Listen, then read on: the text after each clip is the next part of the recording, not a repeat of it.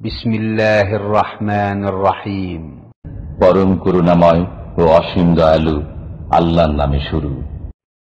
ومن أحسن قولا ممن دعا إلى الله وعمل صالحا وقال إنني من المسلمين.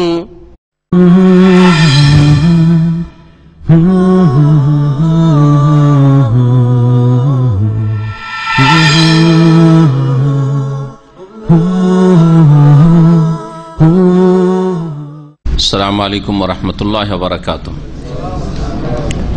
বিসমিল্লাহির রহমানির রহিম। আলহামদুলিল্লাহি রাব্বিল আলামিন ওয়াস সালাতু ওয়াস সালামু আলা সাইয়্যিদিল মুরসালিন নবিয়িনা মুহাম্মদ ওয়া আলা আলিহি ওয়া সাহবিহি আজমাইন, আম্মা বাদ।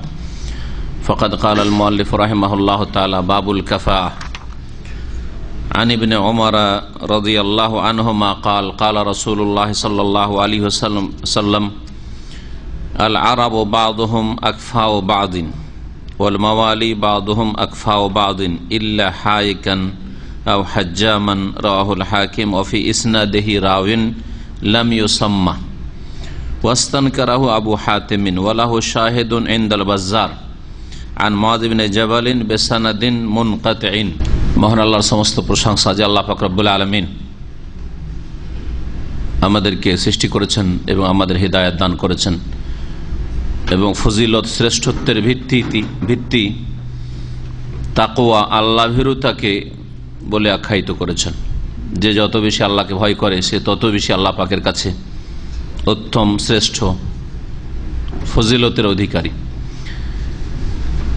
আর যে যত বেশি আল্লাহ ভীরুতা থেকে দূরে, ঈমান এবং তাকওয়া থেকে দূরে, সে তত বেশি আল্লাহ পাকের নজরে, আল্লাহ পাকের দৃষ্টিতে নিচু শ্রেণীর বা নিকৃষ্ট। ওই সব লোকদেরকে আল্লাহ পাক রব্বুল আলামিন চতুষ্পদ জন্তুর মতো বরং তার চাইতে অধম বলেছেন। উলাইকা কাল আনআম বাল হুম আদাল, যারা আল্লাহর সাথে কোনো সম্পর্ক রাখে না, আল্লাহর প্রতি ঈমান রাখে না, যারা আল্লাহকে ভয় করে না, পরকাল বলে চিন্তাশীল নয়। সালাত এবং সালাম নাজিল মুহাম্মদুর রাসূলুল্লাহ সাল্লাল্লাহু আলাইহি সাল্লামের উপর, যিনি সবচাইতে শ্রেষ্ঠ বান্দা আল্লাহ রাব্বুল আলামিনের, যাকে আল্লাহ পাক সবচাইতে বেশি আম্বিয়া এবং রাসূলগণের মধ্যেও ফজিলত দান করেছেন, শ্রেষ্ঠত্ব দান করেছেন। আমাদের বুলুগুল মারামে ধারাবাহিক যে হাদিসের আলোচনা চলছে তা বিবাহ সম্পর্কে। বিবাহর সাথেই সংশ্লিষ্ট একটি বিষয় রয়েছে, তা হচ্ছে বিবাহের ক্ষেত্রে সমতা। মেয়ে এবং ছেলে, পাত্র পাত্রীর মাঝে, একে আরবি ভাষায় কফু বা কাফা আতুন বলা হয়। কাফা সমতা, একই মর্যাদার হওয়া, এই বিষয়টি শরীয়তে দিনের ক্ষেত্রে সমান হওয়ায় যথেষ্ট, দিনের সমতায় যথেষ্ট, নাকি অতিরিক্ত আরও বিভিন্ন দিক রয়েছে, এই বিষয়টি নিয়ে ফুকাহায়ে কেরামদের দ্বিমত রয়েছে। আমরা হাদিসগুলি ইনশাআল্লাহ তাআলা পেশ করব। মাত্র 3টি হাদিস এখানে নিয়ে আসা হয়েছে, মাত্র 3টি হাদিস নিয়ে আসা হয়েছে। প্রথম হাদিস যেটি নিয়ে আসা হয়েছে সেটি অত্যন্ত দুর্বল, আর তারপরে ফুকাহায়ে কেরামদের মতামত, আর তার মধ্যে সঠিক কোনটি সেটা আমরা জানার চেষ্টা করব। লেখক আল্লামা হাফিজ ইবনে হাজার রহমতুল্লাহ আলাইহি অধ্যায় কায়েম করে বলছেন বাবুল কাফাআহ, কিতাবুন নিকাহ, বিবাহ পর্বে এই অধ্যায় হচ্ছে সমতা সম্পর্কে, বিবাহ শাদীর ক্ষেত্রে ছেলে এবং মেয়ে এর মাঝে সমতা সম্পর্কে। ভাষ্যকার বলছেন কাফাআ মানে হচ্ছে মাসাওয়াত, মানে বরাবর হওয়া, সমান হওয়া। হিয়া লুগাতান আল মুসাওয়াতু। আর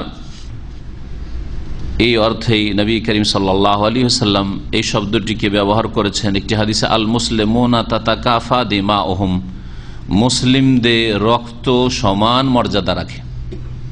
মুসলিমদের রক্ত তাতাকাফায় কফুন বা কাফা আতুন থেকে, তাতাকাফা দিমাউহুম, তাদের রক্ত বা তাদের জান, তাদের জীবন প্রাণ সমান অধিকার রাখে। ইসলামের দৃষ্টিতে এইরকম পার্থক্য নাই যে এটা রাষ্ট্রপতির প্রাণ আর এটা একটা ফকির মুসলিমের প্রাণ। মুসলিম দুইজনে, সুতরাং দুইজনের রক্তের মূল্য ইসলামের দৃষ্টিতে সমান, কোনো পার্থক্য নেই। ইসলামের দৃষ্টিতে প্রধানমন্ত্রী আর রাজা আর এ হচ্ছে সাধারণ গরিব মানুষ, হ্যাঁ জনগণ। তো জনগণের রক্তের তেমন কোনো মূল্য নেই, মরুক আর বাঁচুক। আর অথবা জনগণ একজন, যদি কেউ একজনকে হত্যা করে তাহলে ওই একজনের বদলে একজনকে হত্যা করা হবে, অথবা হত্যা করা হবে না, 5 বছর জেল দেওয়া হবে যেমন আজকাল হচ্ছে, অথবা তাও দেওয়া হবে না, কোন একটা বিচার করে তাকে কোন রকম করে মুক্ত করে দেওয়া হবে। আর যদি রাষ্ট্রপতিকে, প্রধানমন্ত্রীকে অথবা রাজাকে, কোন আমিরকে, ওই রকম বিশিষ্ট ব্যক্তিকে হত্যা করে তাহলে তার জন্য ফাঁসি। এইরকম বিধান শরীয়তে নেই। শরীয়তের দৃষ্টিতে মুসলিমের রক্ত সমান মূল্য রাখে। আল মুসলিমুনা তাতাকাফা দিমাউহুম, মুসলিমদের রক্তের মূল্য হচ্ছে সমান। কুতিবা আলাইকুমুল কিসাসু, হত্যার বদলে হত্যা, কিসাস আল্লাহ পাক ফরজ করেছেন, এটা সকলের ক্ষেত্রে। একজনকে হত্যা করলে যে হত্যাকারী তাকে হত্যা করা হবে, সাধারণ লোক হত্যা করুক, সাধারণ মুসলিমকে অথবা কোনো বিশিষ্ট মুসলিমকে হত্যা করুক, ওই একজনকে হত্যা করা হবে, তার অপরাধে অন্য কাউকে নয়। যদি তারা জড়িত না থাকে, তাদের আত্মীয়তার কারণে তাদের উপর কোন রকমের শাস্তি আসবে না। আর এমনটা হবে না যে বিশিষ্ট ব্যক্তি সেই জন্য মৃত্যুদণ্ড এর শাস্তি, আর সাধারণ ব্যক্তি সেই জন্য তাদের প্রতিদিন খুন হইতেই আছে, কোনো হিসাব নিকাশ নেই। আর রাজনৈতিক প্ল্যাটফর্মে গিয়ে যদি আবার খুন হয় গণতন্ত্রে, তাহলে এগুলির তো কোনো কেস কাশি নেই।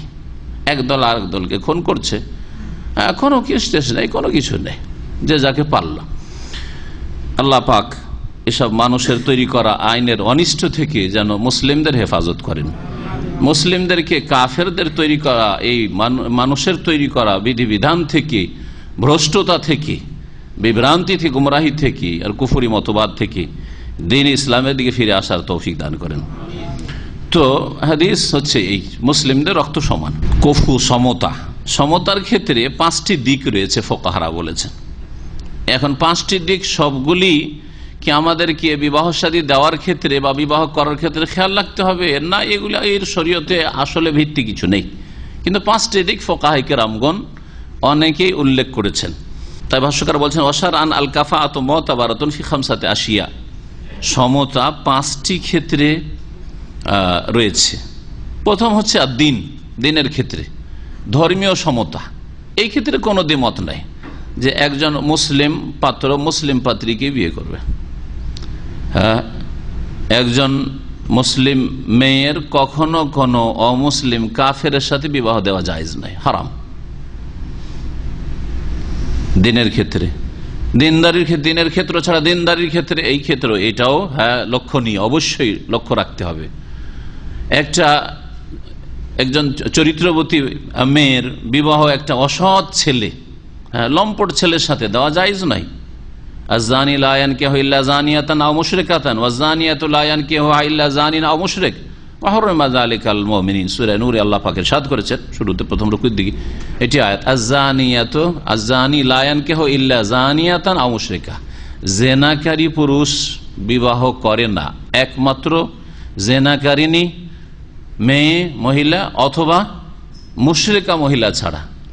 ওয়াজ-যানিয়াতু লা ইয়ানকিহুহা ইল্লা যানিন আও মুশরিক। আর এইরকমই জেনাকারিনী কে বিবাহ করে না সৎ মানুষকেও বিবাহ করতে পারে না। যে বিবাহ করে সে হয়তো নিজে জানি, সেও চরিত্রহীন লম্পট, আর না হলে সে মুশরিক, কাফির, আল্লাহ পরকালে বিশ্বাসী নয়। ওয়া হুররিমা যালিকা আলাল মুমিনিন, মুমিনদের উপর এটি হারাম করা হয়েছে।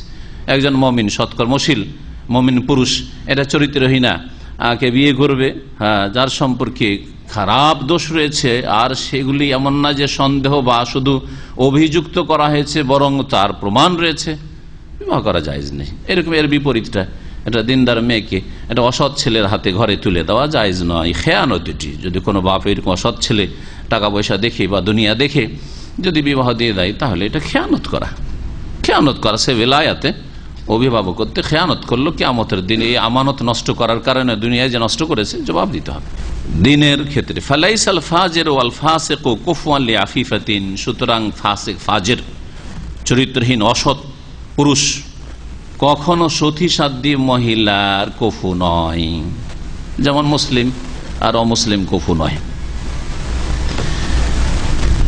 দ্বিতীয় বিষয় হচ্ছে আল হুররিয়া, মানে স্বাধীন হওয়া।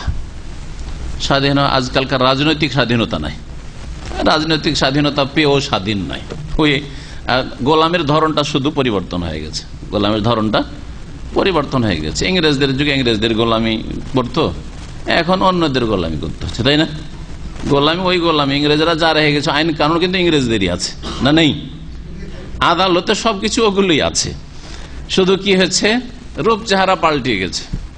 ইংরেজদের আমলে ইংরেজরা দেশের রাজা রানী ছিল, তারপরে 47-এর পরে পাকিস্তানিরা মোহাম্মদ আলী জিন্নাহ হইল, পাকিস্তানিরা তখন একটু চেহারা পাল্টিল, কিন্তু আইন কানুন ইংরেজদের দেওয়া ওগুলোই। হ্যাঁ, ওদের দান করা জিনিসগুলি, দান খৈরাত নিয়ে মুসলিমরা তাদের সমস্যার সমাধান করলো। কোরআন হাদিস কখনো নেয়নি আজ পর্যন্ত, 60-70 বছর হয়ে গেল ইংরেজদেরকে তাড়ানো, কোনো পরিবর্তন হয়নি। সভ্যতায়, সংস্কৃতিতে, হ্যাঁ, দিনদারিতে, পর্দাতে, হেজাবে কোনো পরিবর্তন হয়নি। আগে যে অবস্থা ছিল মুসলিমদের এখনো সেই অবস্থা, হ্যাঁ, কোনো কিছুতে পরিবর্তন হয়নি। ইসলামিক শিক্ষা দীক্ষার ক্ষেত্রে তখনও ইসলামিক শিক্ষা প্রাইভেট মাদ্রাসায় হতো, জনগণের সাদকা ফিতরাতে চলতো, এখনো জনগণের সাদকা ফিতরাতে ইসলামিক শিক্ষা চলছে। হ্যাঁ, আছে। ভারত, বাংলাদেশ, পাকিস্তান পরিবর্তন আছে যে সরকার এগুলোর পৃষ্ঠপোষকতা করছে, আর মাশাআল্লাহ আজকাল ইসলামিক ইউনিভার্সিটি আর ইসলামের খালেস খেদমত মুসলিম সরকার আসার পরে 47-এর পর থেকে করছে, পাকিস্তান আমলে করেছে, অথবা এখন 71-এর পরে আজ পর্যন্ত হচ্ছে না, কখনো না, পরিবর্তন কিছু হয়নি। ওই রকমই ভারতের অবস্থা, এককালে গোলামি ইংরেজদের করেছে, এখন হিন্দুদের গোলামি করতে হচ্ছে। যদিও স্বাধীন দেশ, নাম হচ্ছে স্বাধীন দেশ, নাম হচ্ছে সেকুলার ধর্ম নিরপেক্ষ দেশ, এখানে রাষ্ট্রীয় ক্ষেত্রে ধর্ম নেই, কিন্তু না না ধর্মের প্রভাব আছে। জি হ্যাঁ, অবশ্যই অবশ্যই। চাকরির ক্ষেত্রে পার্সেন্টেজ দেখেন, মুসলিমদের কোনো পার্সেন্টেজ নেই চাকরিতে। মুসলিমরা যদি শতকরা 15টা ভারতে হয় বা 20টা হয়, তাহলে 5%ও তাদের চাকরি নেই। তাহলে কোথায় স্বাধীনতা? স্বাধীনতা কোথাও নেই। এই 3টি দেশে বিশেষ করে স্বাধীনতা নামে মাত্র স্বাধীনতা হয়েছে, আর ইংরেজদের থেকে স্বাধীনতা হইলেও ইংরেজদের সভ্যতা থেকেও স্বাধীনতা লাভ করেনি, আর তাদের আইন কানুন মানুষের তৈরি করা, ইহুদি নাসার তৈরি করা আইন কানুন থেকেও স্বাধীনতা লাভ করেনি। সেই গণতন্ত্র তাদেরই দেওয়া। জি, কোথায় স্বাধীনতা? আল্লাহ পাক যেন বুঝার তৌফিক দান করেন সকল স্তরের মানুষকে, এবং দ্বীন ইসলামের দিকে ফিরে আসার তৌফিক দান করেন। তো এই স্বাধীনতা হচ্ছে গোলামি থেকে স্বাধীনতা। কোন গোলামি? যে গোলামি দাস প্রথার গোলামি, যে দাস প্রথা রয়েছে, এই দাস প্রথার গোলামি। এই ক্ষেত্রে স্বাধীন পুরুষ আর স্বাধীন মহিলা কফু, একজন যদি দাস অথবা দাসী হয় তাহলে কফু নাই। বলছে ফালা ইয়াকুনুল আবদু কফু আলিল হুররাতে, মহিলা পাত্রী যদি স্বাধীন থাকে, স্বাধীন, আর পাত্র যদি গোলাম হয়, কৃতদাস হয়। কৃতদাসের সম্পর্কে মনে রাখেন, কৃতদাস মানুষের চাকরের মতো না। আজকালকার মানুষের চাকর ব্যক্তি মালিকানা আছে, ঠিক কিনা? মাস যায় বেতন পায়, বা দৈনিক বেতন পায়, মজদুরি পায়। কিন্তু কৃতদাস হয় কি? কৃতদাস সে এবং তার যা উপার্জিত ধন সম্পদ সবকিছুর মালিক হচ্ছে তার মনিব, যে তাকে খরিদ করেছে, অথবা যে তাকে জিহাদের ময়দান থেকে সে সরাসরি পেয়েছে শরীয়ত মোতাবেক, অথবা কেউ পেয়েছিল তাকে সেটা দান করেছে ইত্যাদি। বৈধভাবে সে গোলাম হইতে হবে বা দাস পেতে হবে। কোন স্বাধীন ব্যক্তিকে দাস বানানো হারাম, কাবিরা গুনাহ। কিন্তু যদি বৈধ পথে কেউ দাসী পায়, তাহলে সেটা শরীয়তে তার বৈধতা রয়েছে, যেটা বাস্তবে নেই। শরীয়তের বিধানে আছে, যখন আল্লাহ পাক ওই রকমের রাস্তা খুলবেন, যেমন খুলেছিলেন দীর্ঘকাল ধরে আল্লাহ পাক খুলে রেখেছে। তো কোন গোলাম কৃতদাস স্বাধীন মেয়ের জন্য কফু নয়। এই জন্য দুইজনে হয়তো গোলাম ছিল, গোলাম এদিকে কৃতদাস আর কৃতদাসী, বিবাহ হয়েছিল দুজনে সমান সমান, ঠিক সমতা ঠিক আছে, বিবাহ হয়েছিল। বিবাহ হওয়ার পরে হঠাৎ করে ওই দাসীর যে মনিব ছিল বা মালিকনি ছিল, ওকে স্বাধীন করে দিল, এখন কি হয়ে গেল? স্বামী হচ্ছে দাস আর স্ত্রী হচ্ছে স্বাধীন। এখন পার্থক্য হয়ে গেল। যখন পার্থক্য হয়ে গেল দ্বীন ইসলামে, তখন এই মেয়েকে স্বাধীনতা দেওয়া হয়েছে। তুমি এই দাস স্বামীর, এর আগে দাসী ছিল কিন্তু এখন তো আর দাসত্ব নেই, দাসত্ব থেকে মুক্ত হয়ে গেছে, সুতরাং তার স্বাধীনতা শরীয়তে রয়েছে। আর এতে কোনো দ্বিমত নেই যে এখন তাকে স্বাধীনতা শরীয়তে দেওয়া হয়েছে। সে চাইলে ওই দাসের স্ত্রী হিসাবে থাকতে পারে, আর যদি চায় যে না আমি এর কাছে কেন থাকবো, হ্যাঁ আমি কেন এর কাছে থাকবো, কারণ শরীয়তের একটি বিধান হচ্ছে যে ছেলে মেয়েগুলি কার তাবে, কার আওতাভুক্ত? মায়ের না বাপের? বাপের। তো বাপ এইদিকে হয়ে আছে দাস, তাহলে ছেলে মেয়েগুলো কি হয়ে যাবে? দাস দাসীতে পরিণত হয়ে যাবে। মানে এরপরে তো স্বাধীন মেয়ে আজকে স্বাধীন হলো, স্বাধীন হওয়ার পরে যে বাচ্চাগুলি পয়দা হবে এগুলি তো সব চলে যাবে দাস দাসী। তা আমার ছেলে মেয়ে দাস দাসী আবার হয়ে যাবে, কেন আমি থাকবো তাহলে এর কাছে? তার স্বাধীনতা আল্লাহ পাক দিয়েছেন, এ এখন শক্তিশালী। জি হ্যাঁ, এটি হচ্ছে শরীয়তের বিধান। ইচ্ছা হলে থাকতে পারে, আর ইচ্ছা হলে সে ফাসখে নেকা, বিবাহ বিচ্ছেদ করতে পারে যে আমি থাকবো না। যদি স্বামী মেনে নেয়, ঠিকভাবে মেনে নিল আর ছেড়ে দিল। আর যদি দ্বন্দ্ব না আমি ছাড়বো না আর বলছে আমি থাকবো না, তাহলে আইনের আশ্রয় নিবে, আদালত, ইসলামিক আদালতের আশ্রয় নিবে। নবী করিম সাল্লাল্লাহু আলাইহি ওয়াসাল্লামের কাছে যেমন বারিরা রাদিয়াল্লাহু তাআলা আনহার ঘটনা সহিহ বুখারীতে রয়েছে। বারিরা রাদিয়াল্লাহু তাআলা আয়েশা রাদিয়াল্লাহু তাআলা আনহার দাসী ছিলেন, দাসী মানে অন্যর দাসী ছিলেন। তারপর আয়েশা রাদিয়াল্লাহু তাআলা খরিদ করলে দাসী হলো আয়েশা রাদিয়াল্লাহু তাআলা আনহা, কিন্তু খরিদ করার পরে তিনি আজাদ করে দিলেন, স্বাধীন করে দিলেন। এই বারিরা স্বামীর নাম ছিল মুগিস, মদিনার একজন দাস, কোন এক গোত্রের দাস, কি তো দাস ছিল, আর দেখতেও সুন্দর ছিল না। আর বাড়িরা অত্যন্ত সুন্দরী, রূপসী, একদিকে সুন্দরী, দ্বিতীয় যে এখন দাস মুক্ত হয়ে এসে স্বাধীন হয়ে গেছে। আর শরীয়তের বিধান প্রত্যেকে জানিয়ে দেওয়া, যারা জানে তাদের গুরু দায়িত্ব, এটা মনে রাখবেন। শরীয়তের বিধান জানিয়ে দেওয়া জরুরি, আবশ্যক। নবী করিম সাল্লাল্লাহু আলাইহি ওয়াসাল্লাম তখন বারিরাকে জানিয়ে দিলেন, দেখো বারিরা তুমি এখন স্বাধীন হয়ে গেছো, তুমি এখন হুররা, স্বাধীন মেয়ে। আর তোমার স্বামী মুগিস হচ্ছে দাস, সে মামলুক, অন্যের মালিকানা রয়েছে, তাকে কালকে আরেক জায়গায় বিক্রি করতে পারে, কালকে মদিনা থেকে বিক্রি করে কোথাও তাকে তাড়িয়ে দিতে পারে, কোন দেশ থেকে কোন দেশে খরিদ করেওয়ালা নিয়ে চলে গেল, হতে পারে। হ্যাঁ, খাদ্যদ্রব্য পণ্যের মতো বিক্রি হয় মানুষ এই দাস প্রথায়। এখন তোমাকে আল্লাহ পাক স্বাধীনতা দিয়েছেন, ইচ্ছা হলে তুমি থাকো, আর না হলে তুমি বিবাহ বিচ্ছেদ ঘটাইতে পারো। তিনি বলছেন না, আমি কখনো থাকবো না, কখনো থাকবো না। নবী করিম আসল শরীয়তের বিধান জানিয়ে দিলেন। তারপরে ওই মুগিস কিন্তু ছাড়বে না, বাড়িরা চলে আসছেন ওর বাড়ি থেকে বেরিয়ে, থাকবেন না, যে আমি থাকবো না। আর ওর পিছনে পিছনে কাঁদতে কাঁদতে পাগল মতো চলে আসছে, কাঁদছে পিছনে পিছনে। এই দৃশ্য দেখতে পারেন রাসূলুল্লাহ সাল্লাল্লাহু আলাইহি ওয়াসাল্লাম। দেখার পরে বাড়িরা, তুমি যদি মুগিসের কাছে ফিরে চলে যেতে তো ভালো হইত। নবী সাল্লাল্লাহু আলাইহি ওয়াসাল্লাম আসল হুকুমটা জানিয়ে দিলেন। আবার তাকেই বলছেন রাসূলুল্লাহ সাল্লাল্লাহু আলাইহি ওয়াসাল্লাম, জানিয়ে দেওয়ার পরে যে তোমার স্বাধীনতা আছে, তারপরে আবার যখন এই অবস্থা দেখলেন তখন বললেন, মায়া লাগলো যে কান্না করছে, খুব ভালোবাসে স্ত্রীকে, ছাড়তে পারছে না, একে ছেড়ে থাকতে পারছে না, তো তুমি যদি ফিরে যেতে তো ভালোই হইত। নবী সাল্লাল্লাহু আলাইহি ওয়াসাল্লামকে বাড়িরা, আজকের মুসলিম পুরুষ মহিলা, এই ক্ষেত্রে তার ভূমিকাটা কেমন হইত? চিন্তা করেন যে আপনার ইমান আর এই বাড়ির ইমানে কত পার্থক্য। হ্যাঁ, আপনি হয়তো যদি আপনার ন্যায্য অধিকার সম্পর্কে ওয়াকিফাল হইতেন, না আমি এটা মানতে পারি না, হ্যাঁ তাই না, আমি আমার হক ছাড়বো না, কারণ আপনার এখানে বড় একটা অধিকার রয়েছে যেটা আপনার ছেড়ে দিতে হচ্ছে, তাই না? তো বড় সমস্যা, দুই দিকে সংকট, উভয় সংকট সামনে, তাই না? যদি হ্যাঁ করে দেন নবী সাল্লাল্লাহু আলাইহি ওয়াসাল্লামের কথাই, তাহলে ওই দাসের অধীনস্থ স্ত্রী হয়ে থেকে যেতে হয়, আর ছেলে মেয়েগুলো দাস দাসীতে পরিণত হয়। আর যদি না করি তো নবী সাল্লাল্লাহু আলাইহি ওয়াসাল্লামের সাথে বেয়াদবি হয়, নাফরমানি, জাহান্নামে যেতে হইতে পারে। করবোটা কি বলেন? এটা আমার আপনার কথা না, যে আমার কথা মানলেন না হয় না মানলেন, আমার কথা কোনো শরীয়তের কথা না। আমার কথা যদি কোরআন হাদিসের কথা না হয়, তাহলে সেটা একজন হয়তো আপনার চাইতে বড়, তার একটা অনুরোধ, রিকোয়েস্ট, এর বেশি কিছু নাই, ঠিক না? কিন্তু রাসূলুল্লাহ সাল্লাল্লাহু আলাইহি ওয়াসাল্লামের কথা শরীয়ত, করো বললেই ফরজ হয়ে যেতে পারে, করিও না হারাম, তাই না? ওই নবীর কথা, নবীর কাজ। কি করবেন দেখেন, বাড়িরা খুব জ্ঞানী মহিলা ছিলেন। বলে, ইয়া রাসূলুল্লাহ, এটা আপনার নির্দেশ না আপনি শুধু এমনি তার জন্য বলছেন? যদি আপনার হুকুম হয় তো সেই মতো করে আমি মেনে নিচ্ছি, ঠিক আছে, ওর সাথেই থাকবো আমি। তখন নবী করিম সাল্লাল্লাহু আলাইহি ওয়াসাল্লাম বলেন, না, আমার নির্দেশ নয়।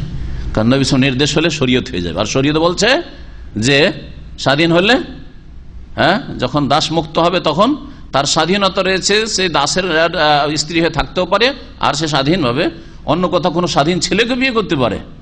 সুতরাং নবী সাল্লাল্লাহু আলাইহি সাল্লাম আল্লাহ পাকের নাযিলকৃত বিধানের বিপরীত কি করে হুকুম করে বলছে? আমার হুকুম নাই, এটা আমার অর্ডার নাই, তবে আমি তোমাকে বলছি যদি তুমি ওর কাছে ফিরে যেতে তো মনে হয় ভালোই হইতো, ভালো হইতো। এদিক দিয়ে যে ও কান্না করছে, তখন বারিয়া রাদিয়াল্লাহু তাআলা বললেন, ইযান লা ইয়া রাসূলুল্লাহ, যদি আপনার হুকুম না হয় তাহলে আমি এটা করতে পারছি না। স্বাধীনতা তো এই ক্ষেত্রেও ফুকাহাদের ঐক্যমত রয়েছে যে স্বাধীনতা, হুররিয়ত, এটা হচ্ছে সমতা, অর্থাৎ স্বামী স্ত্রী দুজনে স্বাধীন হবে। এটা 3 নম্বর ফুকাহারা যা উল্লেখ করেছে তা হচ্ছে পেশার কথা উল্লেখ করেছেন। পেশা কাছাকাছি পেশার হইতে হবে, পেশাতে যেন অনেক পার্থক্য না থাকে। কিছু ফুকাহাদের কাছে এরকম ফতোয়া রয়েছে, তাই তারা বলছেন ফালা কোনো সাহেব সানাআতিন দানিয়াতিন, নিম্ন শ্রেণীর বা নিচু শ্রেণীর কাজকর্ম যারা করে, যারা ওই সব পেশায় নিচু শ্রেণীর পেশায় রয়েছে, তারা উঁচু শ্রেণীর পেশাওয়ালা পরিবারের জন্য সমান নয়, কফু নয়। তাহলে উদাহরণস্বরূপ যেমন বলছেন যে আমাদের সমাজে কি সেই যুগেও, ফুকাহাদের যুগেও যারা আপনার সিঙ্গা লাগাইতো, সিঙ্গা লাগা বুঝেন, হাজ্জাম, সিঙ্গা লাগানো, হাজ্জাম বলে সিঙ্গা লাগানোকে, আরবিতে হাজ্জাম বলে সিঙ্গা লাগানোওয়ালাকে, আর উর্দুতে হাজ্জাম কিন্তু বারবারকে বলে, নাপিতকে বলা হয়। সুতরাং অনেক সময় এই ভুলগুলি করে আমাদের আলেমরা, পড়েছে উর্দু মিডিয়াম আর আরবি তর্জমা উর্দু দিয়ে করে, বুঝা গেছে, যার বলে ভুল করে, কিন্তু বেশ কিছু ক্ষেত্রে ভুল করে দেয়। অনেকগুলি শব্দ এরকম রয়েছে। ওজিফা মানে চাকরি, ওখান থেকে হচ্ছে মুয়াজ্জাফ, চাকরিজীবীকে কি বলা হয়? মুয়াজ্জাফ। এটা আরবি না উর্দু? আরবি। আর উর্দুতে ওজিফা মানে আলাদা হয়। ওজিফ, এই ছেলেটা সরকার থেকে ওজিফা পাচ্ছে, ভাতা, স্টাইপেন্ডকে বলা হয়, ওই ক্ষেত্রে বলা হয়। কত দূরের অর্থে পার্থক্য হয়ে গেল, তাই না? আরবিতে কিন্তু ওজিফা বলা হয়, আরবিতে কি বলা হয় ওখানে? মোকাফা বলা হয়, ভাতাকে মোকাফা বলা হয়। যেমন হাজ্জাম যে সিঙ্গা লাগায়, ও হায়েক এবং তাঁতি জোলা, হায়েক, হাকা ইয়াহিকো মানে কাপড় বোনানো, যারা কাপড় বোনায় ওদের কি বলেন আপনারা? তাঁতি। তাঁতি তো সম্মানজনক নাম, কিন্তু আঞ্চলিক ভাষায় জোলা বলে। জোলা বলে ওরা রাগ করে, জানি না এখানে কেউ জোলা আছেন নাকি, আবার জোলা বলে। জি, তো জোলা বললে আবার রাগ করে, তো কিন্তু তাঁতি বললে রাগ করবে না। এরা কফু হইতে পারবে না বিনতে তাজেরিন, ব্যবসায়িকের মেয়ের, ডাক্তারের মেয়ের, ইঞ্জিনিয়ারের মেয়ের, আলেমের মেয়ের, তাহলে কফু হইতে পারবেন না, এটা ফুকাহারা বলছেন। 4 নম্বর সমতার দিক হচ্ছে সচ্ছলতা, আর্থিক সচ্ছলতা, আলিয়াসার হবে মাল, ধন সম্পদের সচ্ছলতা। হাসবা মা ইয়াজিবু লাহা মিনান নাফাকাতি ওয়াল মাহরি, যদি অনেক পার্থক্য থাকে, সচ্ছলতায় অনেক পার্থক্য থাকে, তো বাপের বাড়ি যেইভাবে সুখের সাথে খাওয়া দাওয়া করেছে আর ভালো ভালো দামি দামি কাপড় পরেছে, স্বামী একেবারে গরিব, ওর বাড়ি গিয়ে কোথায় একটা শাড়ি পরতো বা একটা সালোয়ার কামিজ পরতো 1000 টাকার, 1000 তো সস্তা হয়ে গেল, তাই না? টাকা বলছে রিয়াল, বলেন রিয়ালে ধরেন 300 রিয়ালের, আর তাকে দেওয়া হচ্ছে 50 রিয়ালের, 35 রিয়ালেরও পাওয়া যেতে পারে মনে হয়, ঠিক কিনা? বা দেশের টাকাতে হিসাব করেন, গরিবেরা যেসব, গরিব মানুষ যেসব কাপড় চোপড় পরে আর পয়সাওয়ালার পরে অনেক পার্থক্য রয়েছে, তাই না? অনেক পার্থক্য রয়েছে। তাহলে ওতে কি চলবে? মানসিক শান্তি পাবে। ফুকাহারা যেগুলি এই দিকগুলি যে উল্লেখ করেছেন, এগুলিতে একটা বৃহৎ স্বার্থ আছে, কিন্তু শক্তিশালী দলিল সম্মত নয়। সার কথা এটা একটা ফায়দা আছে, উপকারিতা আছে, কারণ মানসিক অনেক কষ্টে ভোগবে ওই মেয়েটি এসে, একটা যদি ভালো সম্ভ্রান্ত পরিবারের হয়, ভালো পরিবারের হয়, এসে একটা তাঁতির বাড়িতে এসে ওকে কাপড় বোনাইতে লাগাই দিবে,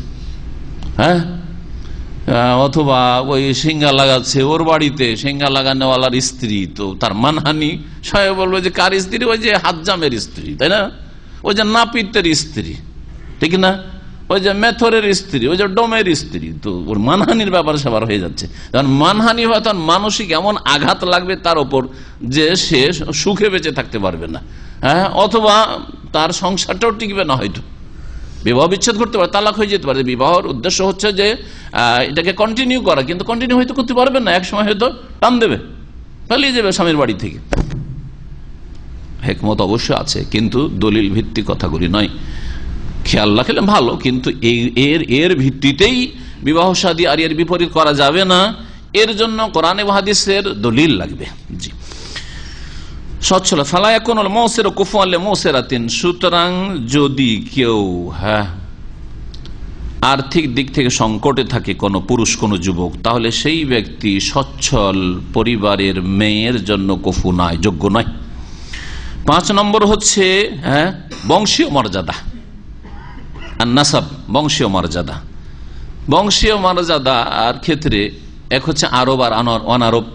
এটা প্রথম উদাহরণ দিয়েছেন ওইসব ফোকাহারা যারা এটাকে লক্ষ্য রেখেছেন বিবাহ শাদীর ক্ষেত্রে, যে অনারব আরবি মহিলার জন্য যোগ্য নাই, কফু নয়, এখানে সমতা হয় না। আসলে শান্তি পাওয়া যাবে না, শান্তি পাওয়া যাবে না। অনারব আরব তো দূরের কথা, আমার একটু দূরের আত্মীয়দের মধ্যে এরকম একটা বিয়ে হয়েছিল আমার বংশের, আমার শ্বশুর বংশের, যাই হোক, আমার শ্বশুর বংশের একজনের শ্বশুর, সে তার এক মেয়ের বিয়ে দিয়ে দিল উর্দু ভাষীর মধ্যে। তিনিও একজন আলেম, আর একজন উর্দু ভাষী, ইউপির অথবা কাশ্মীর, জানি না, ওই দিকের কোথাকার ভালো আলেম পেয়ে তার ছোট জীবন থেকে বন্ধুত্ব ছিল, আর ওই বিবাহ দিয়ে দিল যে বন্ধু বন্ধু দুজনের, যদিও ভাষা আলাদা, একজনের ভাষা বাংলা বাংলা, আর একজনের ভাষা উর্দু।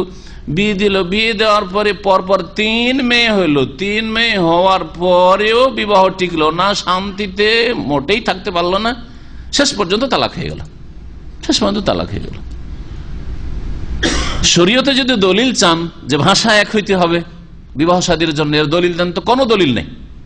হ্যাঁ, দলিল আছে যে তার দিন এবং চরিত্র। ইজা খাতাবা ইলাইকুম মান তারজাউনা দীনাহু ওয়া খুলুকাহু ফাযাওয়িজুহু, নবী সাল্লাল্লাহু আলাইহি ওয়াসাল্লাম বলছেন, তোমাদের কাছে যদি প্রস্তাব পাঠায় এমন ব্যক্তি যার দিন তোমার কাছে পছন্দনীয়, তারজাউনা দীনাহু ওয়া খুলুকাহু, এবং তার চরিত্র তোমার কাছে পছন্দনীয়, সন্তোষজনক, ফাযাওয়িজুহু, তাহলে বিবাহ দিয়ে দাও।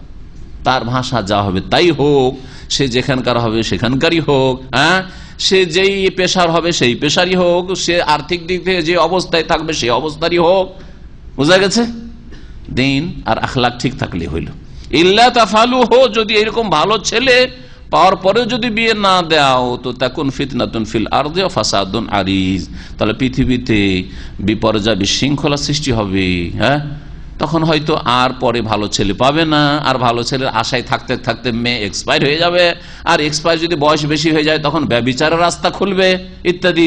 অথবা ওই ছেলে, যেই ছেলে বিবাহ করতে চাইছিল কিন্তু তার সাথে তোমার এগুলোতে মিল হচ্ছে না, দিন আখলাক পাওয়ার পরে, সেই জন্য বিয়ে দিলে না, তখন সে অবৈধ পথ অবলম্বন করতে পারে যে দেখা যাক এটাকে উঠানো যায় কিনা, তখন সে হারামে লিপ্ত হবে, তার নিজের চরিত্র নষ্ট করবে।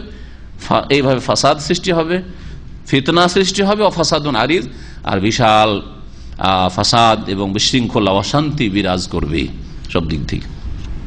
এ হচ্ছে নবী করিম সাল্লাল্লাহু আলাইহি ওয়াসাল্লামের হাদিস। ভাষার দিক থেকে পার্থক্য হলে সমস্যা আছে, নেই সমস্যা কি? একই ভাষাতে এক অঞ্চলের ভাষা আরেক অঞ্চলের ভাষার সাথে অনেক সময় সমস্যা হয়ে যায়, হয় না? মিলছে না, গালি হয়ে যায়। জি হ্যাঁ, গালি হয়ে যায়। জি, ভাষার ভঙ্গিমা বা সভ্যতা, রান্না, অনেক কিছু মেনে নিতে পারে না।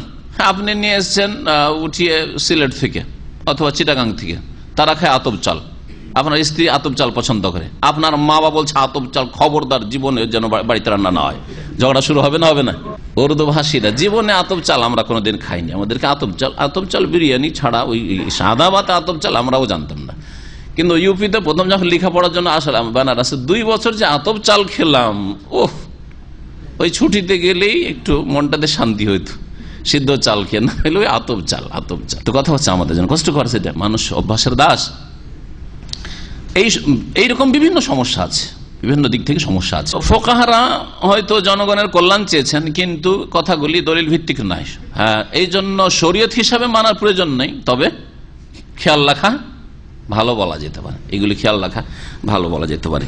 বংশের ক্ষেত্রে আরব আজমে, আরব অনারবে বিবাহ শাদীর ক্ষেত্রে এইরকম সমস্যাগুলি হয়। এমনি একই এলাকায় বিভিন্ন গোত্র রয়েছে, বিভিন্ন বংশ রয়েছে, এক এক বংশ এক এক রকম নিজেদেরকে সিনিয়র মনে করে। যারা নিজেদেরকে সিনিয়র মনে করে, ওই সিনিয়র বংশের মেয়ে এসে জুনিয়র বংশে এসে শান্তি পাবে না, হবে কি?